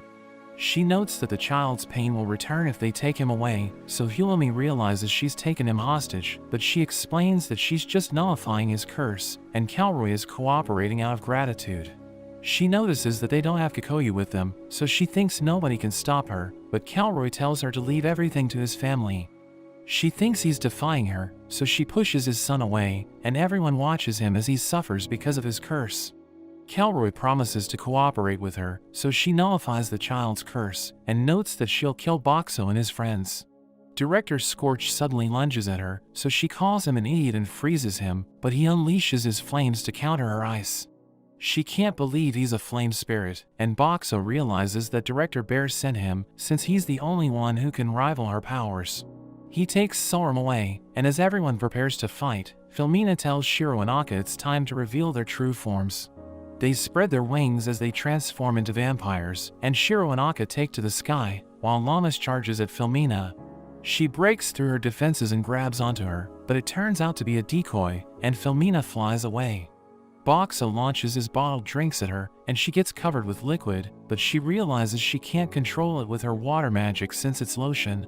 She manages to land safely, but Llamas knocks her out, and Boxo is glad everything went well. Shiro and Akka attack Petey, who dodges their attacks and closes the distance, and she notes that she won't lose to them, since they were hired by the woman who stole her man. They wonder how she came up with that idea, and they attack her again, but she blocks with her shell, and they realize their mother has been captured. They think they need to buy time until Kelroy comes to help them, and they start to run away, but Boxo throws some interesting magazines at them, which makes them stop, but Boxo's friends tell him he doesn't fight fair, so he realizes they don't agree with his methods. As Miguel and Kelroy fight, Kelroy is impressed that Miguel has figured out his eye breach, so Boxo wonders if it does more than just break blessings. He wants to stop Kelroy no matter what it takes, so he threatens to blast Akka with his soda, and Kelroy becomes worried, but Director Scorch and Sorum suddenly destroy their surroundings. Boxo protects his friends, and they realize that Kelroy is using his eye breach to cancel out the blizzard, but Sorum tells him to get rid of Scorch's flames. They start to walk toward him, and Boxo and the others think they need to do something, so his friends rush forward, but Sorum and Kelroy suddenly disappear, and they take Boxo away. Boxo is teleported to the enemy base, and we see that Petey is with him, since she was caught in the area of effect. Kelroy tells him they're in the stratum where the Netherlord operates, and explains that they need Boxo to clear the dungeon since they lack food and materials, but he refuses to join them. Kelroy asks Petey to help them again, but she still turns him down, so he explains that he won't let them out unless they agree to help him. Shiro and Akka want to buy Boxo's goods, so he shows them his selection, but they realize it's 10 times the usual price, and he refuses to give them a discount. After that, Petey wants to use the toilet, so Boxo makes a tent where she can relieve herself, and plays music when she goes to bed. The next day, Kelroy can't believe Boxo turned their cell into a place they can call home, and Petey notes that she could stay there for weeks, but Kelroy asks them if they've changed their minds. They still refuse to join him, so he warns them that Sorum and the Netherlord might have them executed within the week, but they realize he's telling them they still have time to escape. Shiro and Akka beg Boxo to give them a discount, so he slashes the price of his goods, and they enjoy their meals. He realizes they haven't eaten properly, and he gives them alcohol for free, but they end up getting drunk, and they admit that they missed their friends in the dungeon. They reveal that the Netherlord's middle finger general is at the base, and Boxo wonders if there are monsters nearby, so they reveal that there are at least 100 of them. They mention that most of them are skeletons, but there are also humans in the base, who wear strange coats as they walk around. Filmina visits the cell, and tells Boxo to go with her, since Sorum wants to talk to him. They take him to Sorum, who orders Filmina and the twins to leave, so they tell Boxo to be careful and walk away. He wonders why Kelroy's son isn't with her, since he thought she needed to touch him to nullify his curse, but the boy suddenly runs to her, and he wonders why they treat each other like siblings. She calls the boy a good actor, since he was able to convince everyone he's suffering from his curse, but she tells him to stay close to her, because she can't nullify his curse if he gets too far. He's worried since Boxo has seen what their true relationship is like, but she tells him not to worry and explains that Boxo can't tell anyone the truth with his limited vocabulary. The boy wants to buy his goods, so she gives him coins, but Boxo thinks she's creepy since she seems overly attached to the boy. She starts to feel sleepy, so she leaves to take a nap, and the boy tells Boxo that he acts childish when she's around. He apologizes for deceiving him and explains that he's just pretending to be Sorum's friend so that he can collect information about the Netherlord. He reveals that even his family doesn't know the truth since his brothers aren't good at keeping secrets, but his parents told him about Boxo's abilities and he promises to help him escape. Boxo spends the next few days selling his goods to everyone in the base, and when he returns to Petey, she asks him if he has food. He gives her rice, and she tells him his food is always delicious, but he wonders why she's too close to him. Kelroy's family visits the cell again, and Boxo knows he'll have a barbecue party with Sorum the next day, because the boy begged her to let him join them. He thinks it's the perfect chance to escape, since he'll be going to the roof with Petey, but Kelroy warns him that the Middle Finger General is nearby. He notes that Boxo is so cool that he wants to leave the Netherlord, and the twins agree with him, while Filmina tells Boxo to record his reunion with Lammas. The next day, Kelroy's family escorts Boxo to the roof, and they tell him not to worry, since no one will be allowed to enter until lunchtime. Petey thanks them for everything they've done for her, and she uses her blessing to carry him to the roof, but Sorum threatens to freeze her if she tries anything. Sorum and the boy enjoy their meals, but she notes that she needs to go to the bathroom, and he decides to go with her. Petey tells Boxo it's their chance to escape, so he creates countless balloons, and Petey uses her blessing to lighten his weight. They take to the sky, and he transforms into a vacuum to create a powerful wind, which allows him to control where they're going. Sorum returns, and she can't reach them with her spells, but a huge monster comes out of the ocean, and it telepathically tells Boxo it's the Middle Finger General. It blasts them with its water cannons, but Boxo's barrier protects them, and he thinks it won't stop pursuing them unless they defeat it. He tells Petey to tie his balloons to her shell, and he creates concrete blocks to attack the general, which screams as the blocks hit it, and he removes his barrier before it can recover. He transforms into a supersized vending machine as he falls, and he crushes the general's back, which kills it in an instant. Petey follows him, and she's glad he's safe, so he realizes he made her worry since he didn't explain his plan to her. As they fly away, Boxo realizes he defeated the Netherlord's arm using the same method, and he hopes the fishes will eat the general, since his enemies will learn he killed it if they find its body. Boxo and Petey reach an island, where the locals recognize them, and they gather around them. Lammas rushes toward Boxo, but Petey gets in her way, and tells her she might hurt him if she isn't careful. He realizes she's sad, so he gives her flowers, and he's happy to see her smiling. Hulami wonders if he also has something for her, and he thinks giving her the same bouquet would be boring, so he gives her toy tools. Petey asks him if he doesn't have a gift for her, so he gives her a keychain, but Hulami and Lammas wonder why they're so close, so she explains that it's because of the time they spent together. After that, the directors discuss what to do next, and Bear suggests destroying the Netherlord's base on the Stratum. But the other directors are against it, since they'll be defenseless if the Dog Mountain attacks them.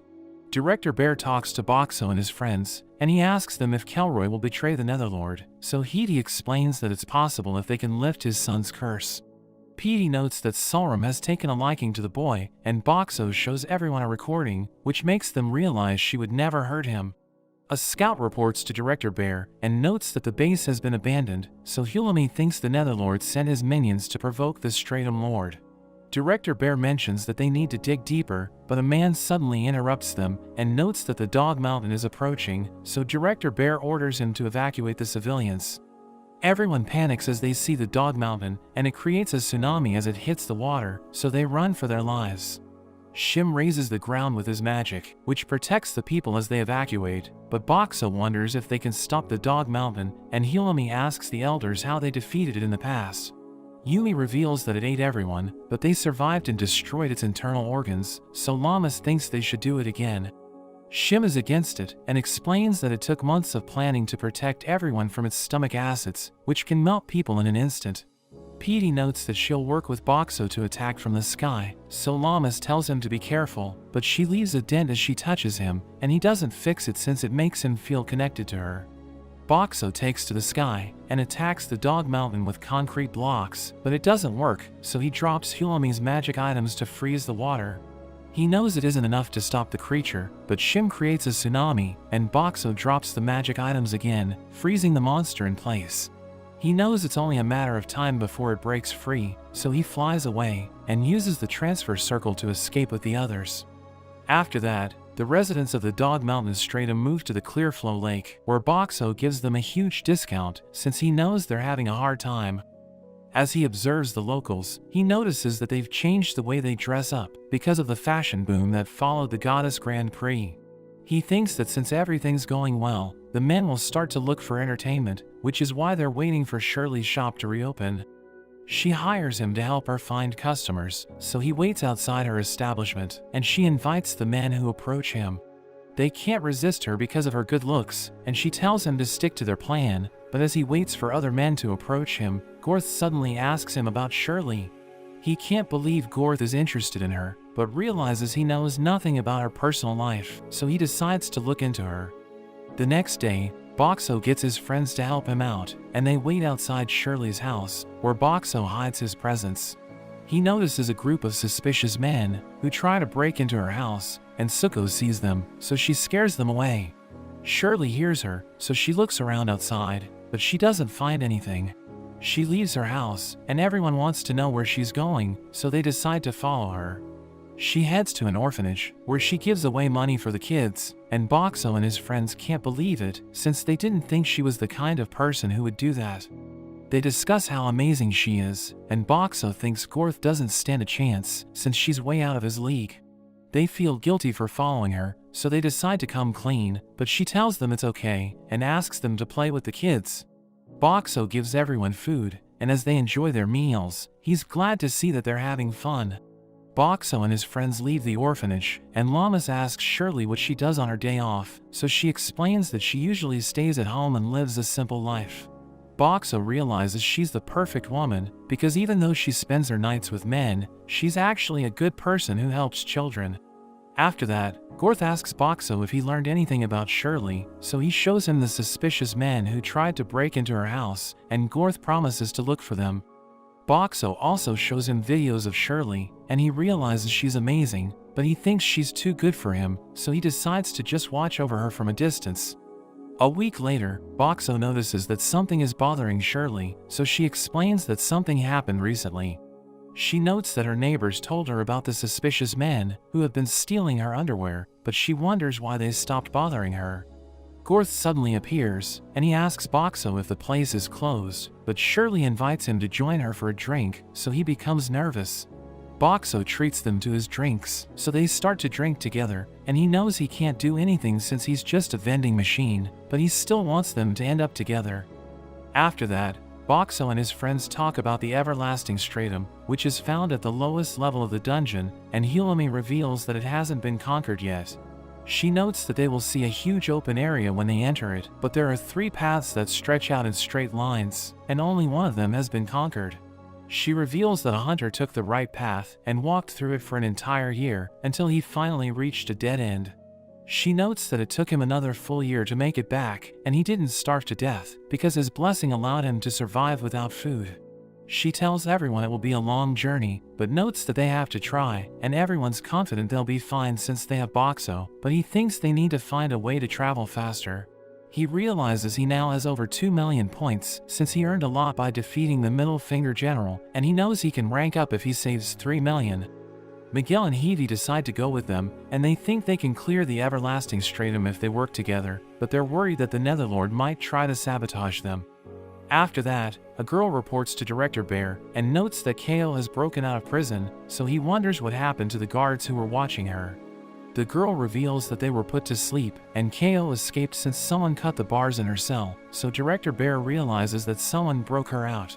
And there's also a report that there's a horde of over 500 monsters approaching, so Boxo realizes they need to take care of them. He transforms into binoculars, and as Hulami uses him to check the monsters, she sees that there are 3 monster types. She knows they're working for the Netherlord, since they're supposed to be fighting each other, and she thinks he wants to stop them from reaching the Everlasting Stratum. Director Bear tells Boxo to give the villagers everything they need, and promises to pay the coins they owe him, while Sayori gives them free weapons. She explains that she's doing it to promote her company, but Boxo and his friends know she just wants to help the villagers, since she wants all of them to survive. They continue to watch the monsters, but Hulumi wonders why they aren't moving, and Miguel and Petey tell her to rest while they take over. As they enjoy their food, they wonder when the horde will start moving, since they appear to be waiting for something. Director Bear wonders if they should attack first, but Origin thinks they might suffer heavy losses, so Llamas suggests forming a strike team. Everyone thinks it's a great idea, so Director Bear prepares a wagon, and the strike team leaves to fight the monsters. Shim realizes they're in range, so he tells Director Bear and Llamas to stop the wagon, and he uses his wind magic to blow the monsters away. Hoxie and Sui fire their arrows, while Boxo tells Llamas to flip him over, and he summons concrete blocks, which she throws at the monsters. Director Bear realizes the monsters are closing in, so he carries the wagon away, and when they reach the town, the villagers attack the monsters from a distance. The others join the fight, and everyone works together to defeat the monsters, but Director Bear thinks they still need to hunt down the survivors. He takes Boxo and his friends to the woods, where they stop as they see a group of monsters, and Director Bear leaves with Miguel to fight the frogs. The elders decide to fight the two-headed snake with Director Bear, and Boxo and the others prepare to take on the crocodile fiends. They use their powers to take down the monsters, and Yumi slices off one of the snake's heads, while Shim burns the other one with his fire magic. The ground suddenly starts to shake, and they see the Stratum Lord, so Shim casts his gravity magic to immobilize it. He tells the others to take care of it while he pins it down, so they attack it with everything they've got, and Petey hides in her shell, while Llamas throws her at the monster. They cut off one of its legs, and Llamas punches it in the head, but it has no effect, and Shim notes that the monster is about to move again. She throws Boxo into the sky, and he transforms into a giant vending machine, which instantly crushes the monster's back. Miguel praises him for defeating the Stratum Lord, but Llamas reveals that she was worried, since she thought she had thrown him too high. After that, the people drink together as they celebrate their victory, and they all get drunk, but they can't believe Shirley outdrank all of them. Boxo realizes he now has over 3 million points, which means he can finally rank up, and he thinks his new powers will help him defeat the Netherlord. He spends his points to reach rank 3, and as he checks his stats, he realizes that the range of his blessing and telekinesis has doubled. He learns that he can now transform into any vending machine that has ever existed, so he becomes excited, since he knows a lot of vending machines from his previous world. The next day, Boxo and his friends prepare to leave for the Everlasting Stratum, and Hulumi notes that it will take at least a year to complete their journey. But they're confident they'll succeed since they have Boxo, who thinks he won't get bored because he has his friends with him. Hulumi activates the transfer circle, which takes them to the Everlasting Stratum, and they immediately realize it's extremely dark. They head to the Hunters Association, where they meet an elderly couple, who discuss how they should pass the time, since there isn't much to do in the Stratum. They know that Boxo and his friends are there to clear the Stratum, so they show Hulumi their records, and note that the hunter who cleared the right path returned with the belongings of his fallen companions. The people in the Stratum saw it, so they decided to leave, but we learn that there are no monsters in the area, and the hunter's companions only died from starvation. The elders give them red stakes, which the hunters use to mark how far they've gone, but Llamas thinks they won't need them, since they'll surely reach the end. The elders show them the cart Director Bear left for them, but they realize they have nothing to pull it, so Boxo activates his rank 3 powers, and transforms into a car vending machine. He brings out a 2-seater, which amazes his friends since they've never seen anything like it, and he transforms into a gas pump to fill the car with fuel. He drives it around with his telekinesis, so his friends realize they can use it to travel faster, but Hulumi knows she needs to remodel the cart. She pulls an all-nighter so that they can attach it to the back of the car, and she sees a chest Director Bear left for them, but she recalls that he only told them to open it once they reach the deepest point. Boxo knows she's tired, so he gives her a drink and tells her to take a break. She thinks the car will save them a lot of time, but notes that she wouldn't mind going on a long journey with him, since she enjoys every moment she spends with him. Everyone boards the cart, and they enjoy the ride, as they realize it's a lot faster than they imagined. They take the middle path, and they continue to go straight, as they train during their stopovers to stay in shape. Boxo's friends watch movies and play during their travels, and on the 7th day, they discuss how they might have already set a new record, since they haven't seen red steaks for an entire day. Boxo thinks it's possible, since he's been driving at 80 kilometers per hour for a week, and he thinks they'll reach the inner depths soon. They suddenly see something approaching, and they think it's a monster, so they prepare to fight. But they realize it's just Shiro and Aka, who beg Boxo to give them water and food. He gives them what they want, and Hiti asks them what happened to their parents, so they explain that their parents are up ahead. Shiro notes that they haven't eaten for days, and he begs everyone to help them, since they might starve to death. Everyone continues their journey, and the twins explain that they no longer work for the Netherlord, since he knows that they helped Boxo escape. He also thought Sulram was part of their plan, so he wanted to dispose of them, but she used her blessing to send everyone there. But she was too drained to move after she saved everyone, so they were forced to walk for a week with a limited food supply, hoping someone would come to save them. A few hours later, Boxo hits the brakes when he sees Kelroy, and he almost runs him over. Kelroy has no idea what's happening, but he hears Boxo's voice, and realizes that Boxo has transformed again. He's glad to learn that his sons are okay, and he activates his eye breach to remove the sleeping spell on the others, revealing that they used it to conserve their strength. He gives them food and drinks, but Sulram refuses to trust humans, so the boy Kai drinks from her bottle and tells her it isn't poisoned. Hulami asks Kelroy if they'll return to the Netherlord, so he explains that they won't, and notes that they no longer need the Netherlord now that they have Sulram. Kai tells her they should stay with the others, and explains that she can trust him since he'll never betray her. He tells her he loves her, so she becomes flustered and agrees to work with them, and Boxo is glad to have her on their side. They continue to travel, but we see the twins tied to the cart, since there isn't enough space for everyone. Kelroy apologizes for betraying Boxo and his friends, and promises not to do it again, so Lamas, Miguel, and Hulami forgive him, but his former comrades still can't accept him. He apologizes for abandoning them, but they realize he doesn't get it, and explain that they're angry since he didn't trust them with his secret, telling him they could have stopped him from making a bad decision. Hiti notes that they should be more open with each other, but he mentions that they can keep their adventures a secret, and Filmina tells him she wants to know if he's been having fun with other girls. He just laughs it off, and thanks everyone for accepting him, but she asks him if he ever did anything with Shirley. Kelroy's family joins their training sessions, and Sulram stays by Kai's side, as she tells Boxo not to worry about her, since she's no longer their enemy. Kai promises not to leave her, and she hugs him and tells him he's the only one she needs, so Boxo realizes she won't betray them as long as she has him. On the 25th day, everyone starts to get bored, and they wonder if they'll ever reach an endpoint, since they've been driving in total darkness for days. On the 28th day, they finally reach a door, and Lamas pushes it with all her might, but it doesn't budge, so they think they must do something to open it. Hulami sees shapes on the wall, and thinks they can open the door if they insert something in them, but she has no idea what to put inside them. Boxo remembers the Stratum Lord coins, and thinks they're a perfect fit, and everyone realizes he's right, but they can't open the door since they don't have the coin for Dog Mountain. Hulami remembers the chest Director Bear left for them, and realizes it has the coin for Dog Mountain, so they're all grateful to him. They use it to open the door, and they talk about the wishes they want granted, since they don't think the Dungeon Master can grant all of them. Kelroy's family wants to remove Kai's curse, and the others mention they don't need anything, but Boxo notes that he wants to become a human. He tells everyone that Kelroy's wish should go first, but Kelroy is worried that only one of their wishes would be granted, so Boxo tells him not to worry, since there are other dungeons in this world. They head inside, and realize the room is pitch black, but there's suddenly a light as they reach the throne, and the Dungeon Master congratulates them on completing the dungeon.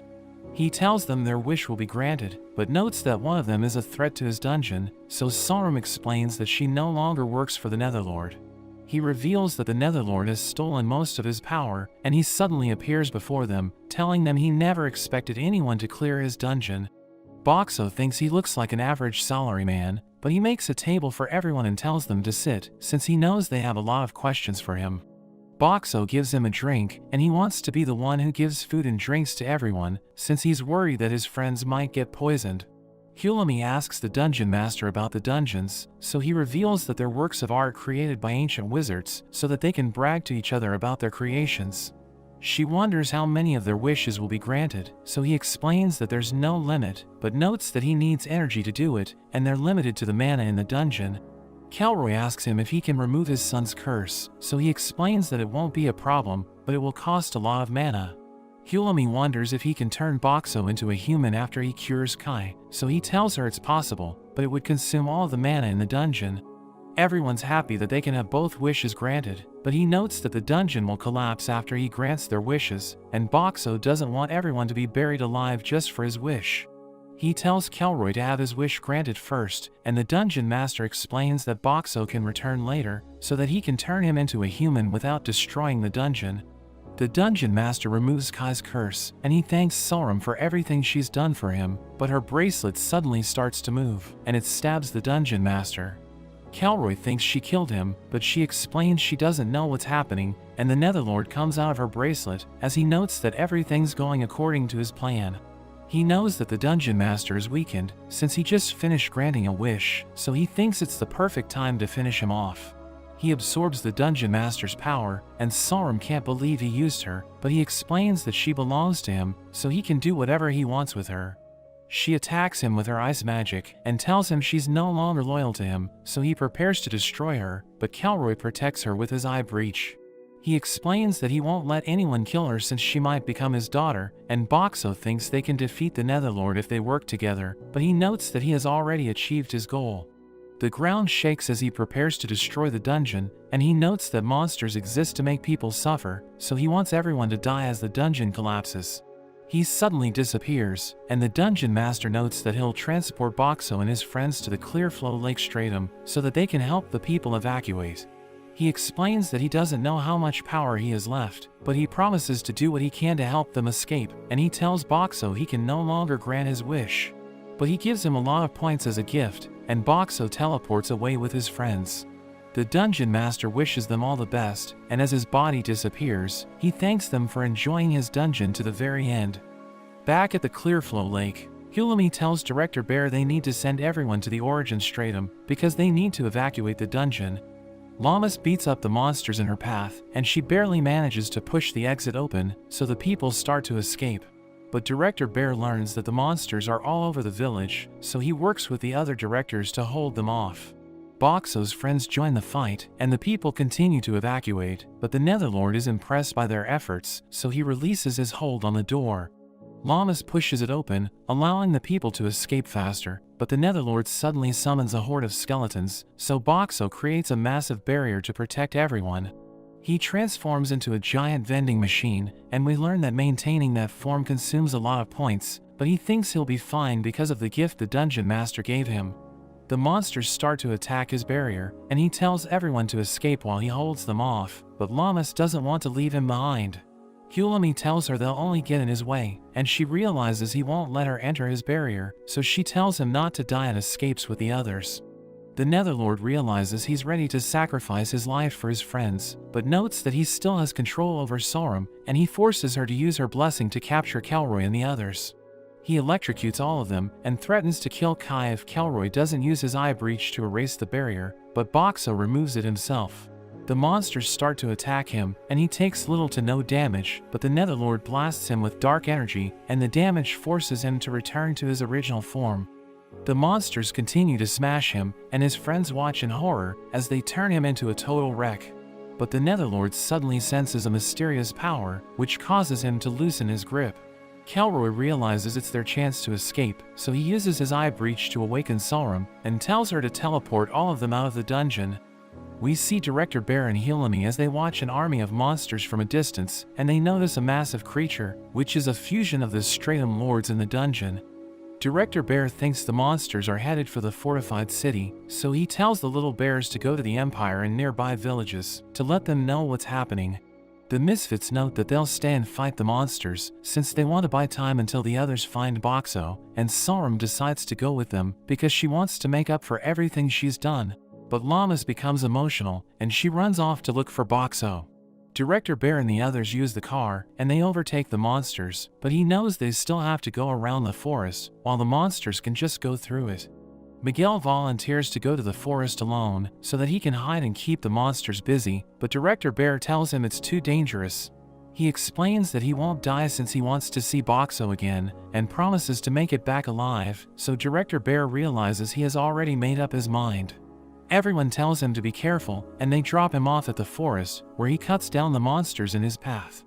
A monster approaches him, but it suddenly gets cut into pieces, and he tells the person who killed it to reveal himself.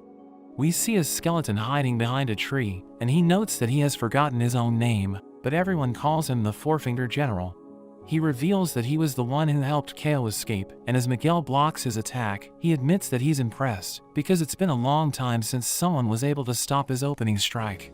The little bears reach a village, but they realize nobody's there, and they see a farm filled with vegetables, so they end up stopping to eat. We return to Miguel, as he struggles to keep up with the general, but he knows he needs to fight for the others, so he's determined to take him down. He thinks he's about to meet his end, so he prepares to attack with everything he has, to take down the general along with him. The general attacks him with blinding speed, but a rabbit suddenly protects him, and there are more that join the fight. He sees a girl controlling them, and realizes it's his sister Hayashi, and she tells him they can talk afterwards. She orders her rabbits to keep the general busy, giving Miguel the chance to use his sword skill, and he manages to cut the general in half.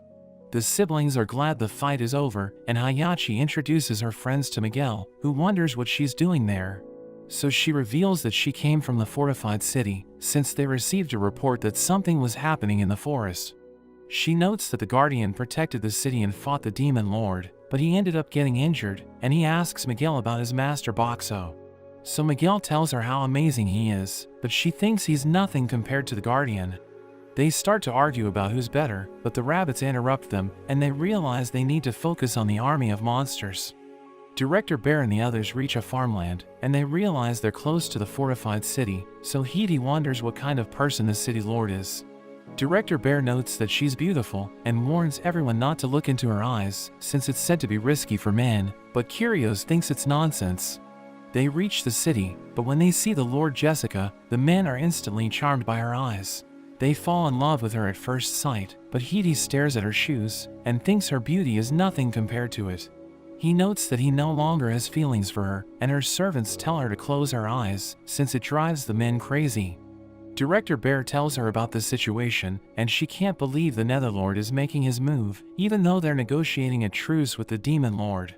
She thinks the Netherlord wants to seize power, so she orders her butler Stek to send a messenger to the Demon Lord's territory so that the Guardian can return to the city. She also tells her maid Deer to explain the situation to everyone, so she leaves with Stek to carry out her orders. The Misfits take down a group of monsters, and they hope the others have found Boxo, since they want to pay him back for everything he's done for them. They see another group of monsters, so they prepare to fight, but KO suddenly appears, and notes that she'll punish them for betraying the Netherlord. She lifts the corpses from the ground, and stitches them together to build her armor of rot, but Sauron summons a giant ice shard to attack her, so she creates a bone shield to block it. It almost reaches her, but her armor destroys it, and she prepares to crush Sauron, but her leg suddenly falls apart. She wonders why her armor is decaying, so Kai reveals that he used his powers, and explains that the Dungeon Master helped him control his blessing instead of removing it. She prepares to attack him, but his brothers stab her, and she falls as her armor breaks apart. We see Siori as she prepares to leave a village, but her servants warn her she might run into monsters, and suggest hiring an escort. But she knows that the people are busy rebuilding their village, so she doesn't want to disturb them. Shirley tells her girls she doesn't have work for them, so they can move to another town to look for a job. But they decide to stick with her, so she promises to reopen their business after the people rebuild the village. We see Llamas in a giant hole, where she digs to find Boxo, but Hoxie and Sui tell her to stop, since she needs to take a break. She continues to dig anyway, so Hulami decides to help her, and shows her a magic item that can find Boxo's soul. As she activates it, a light points them to Boxo, and they realize they just need to dig a little deeper. But that's where this video ends. Remember to like and subscribe to the channel. Thanks for watching, and I'll see you next time.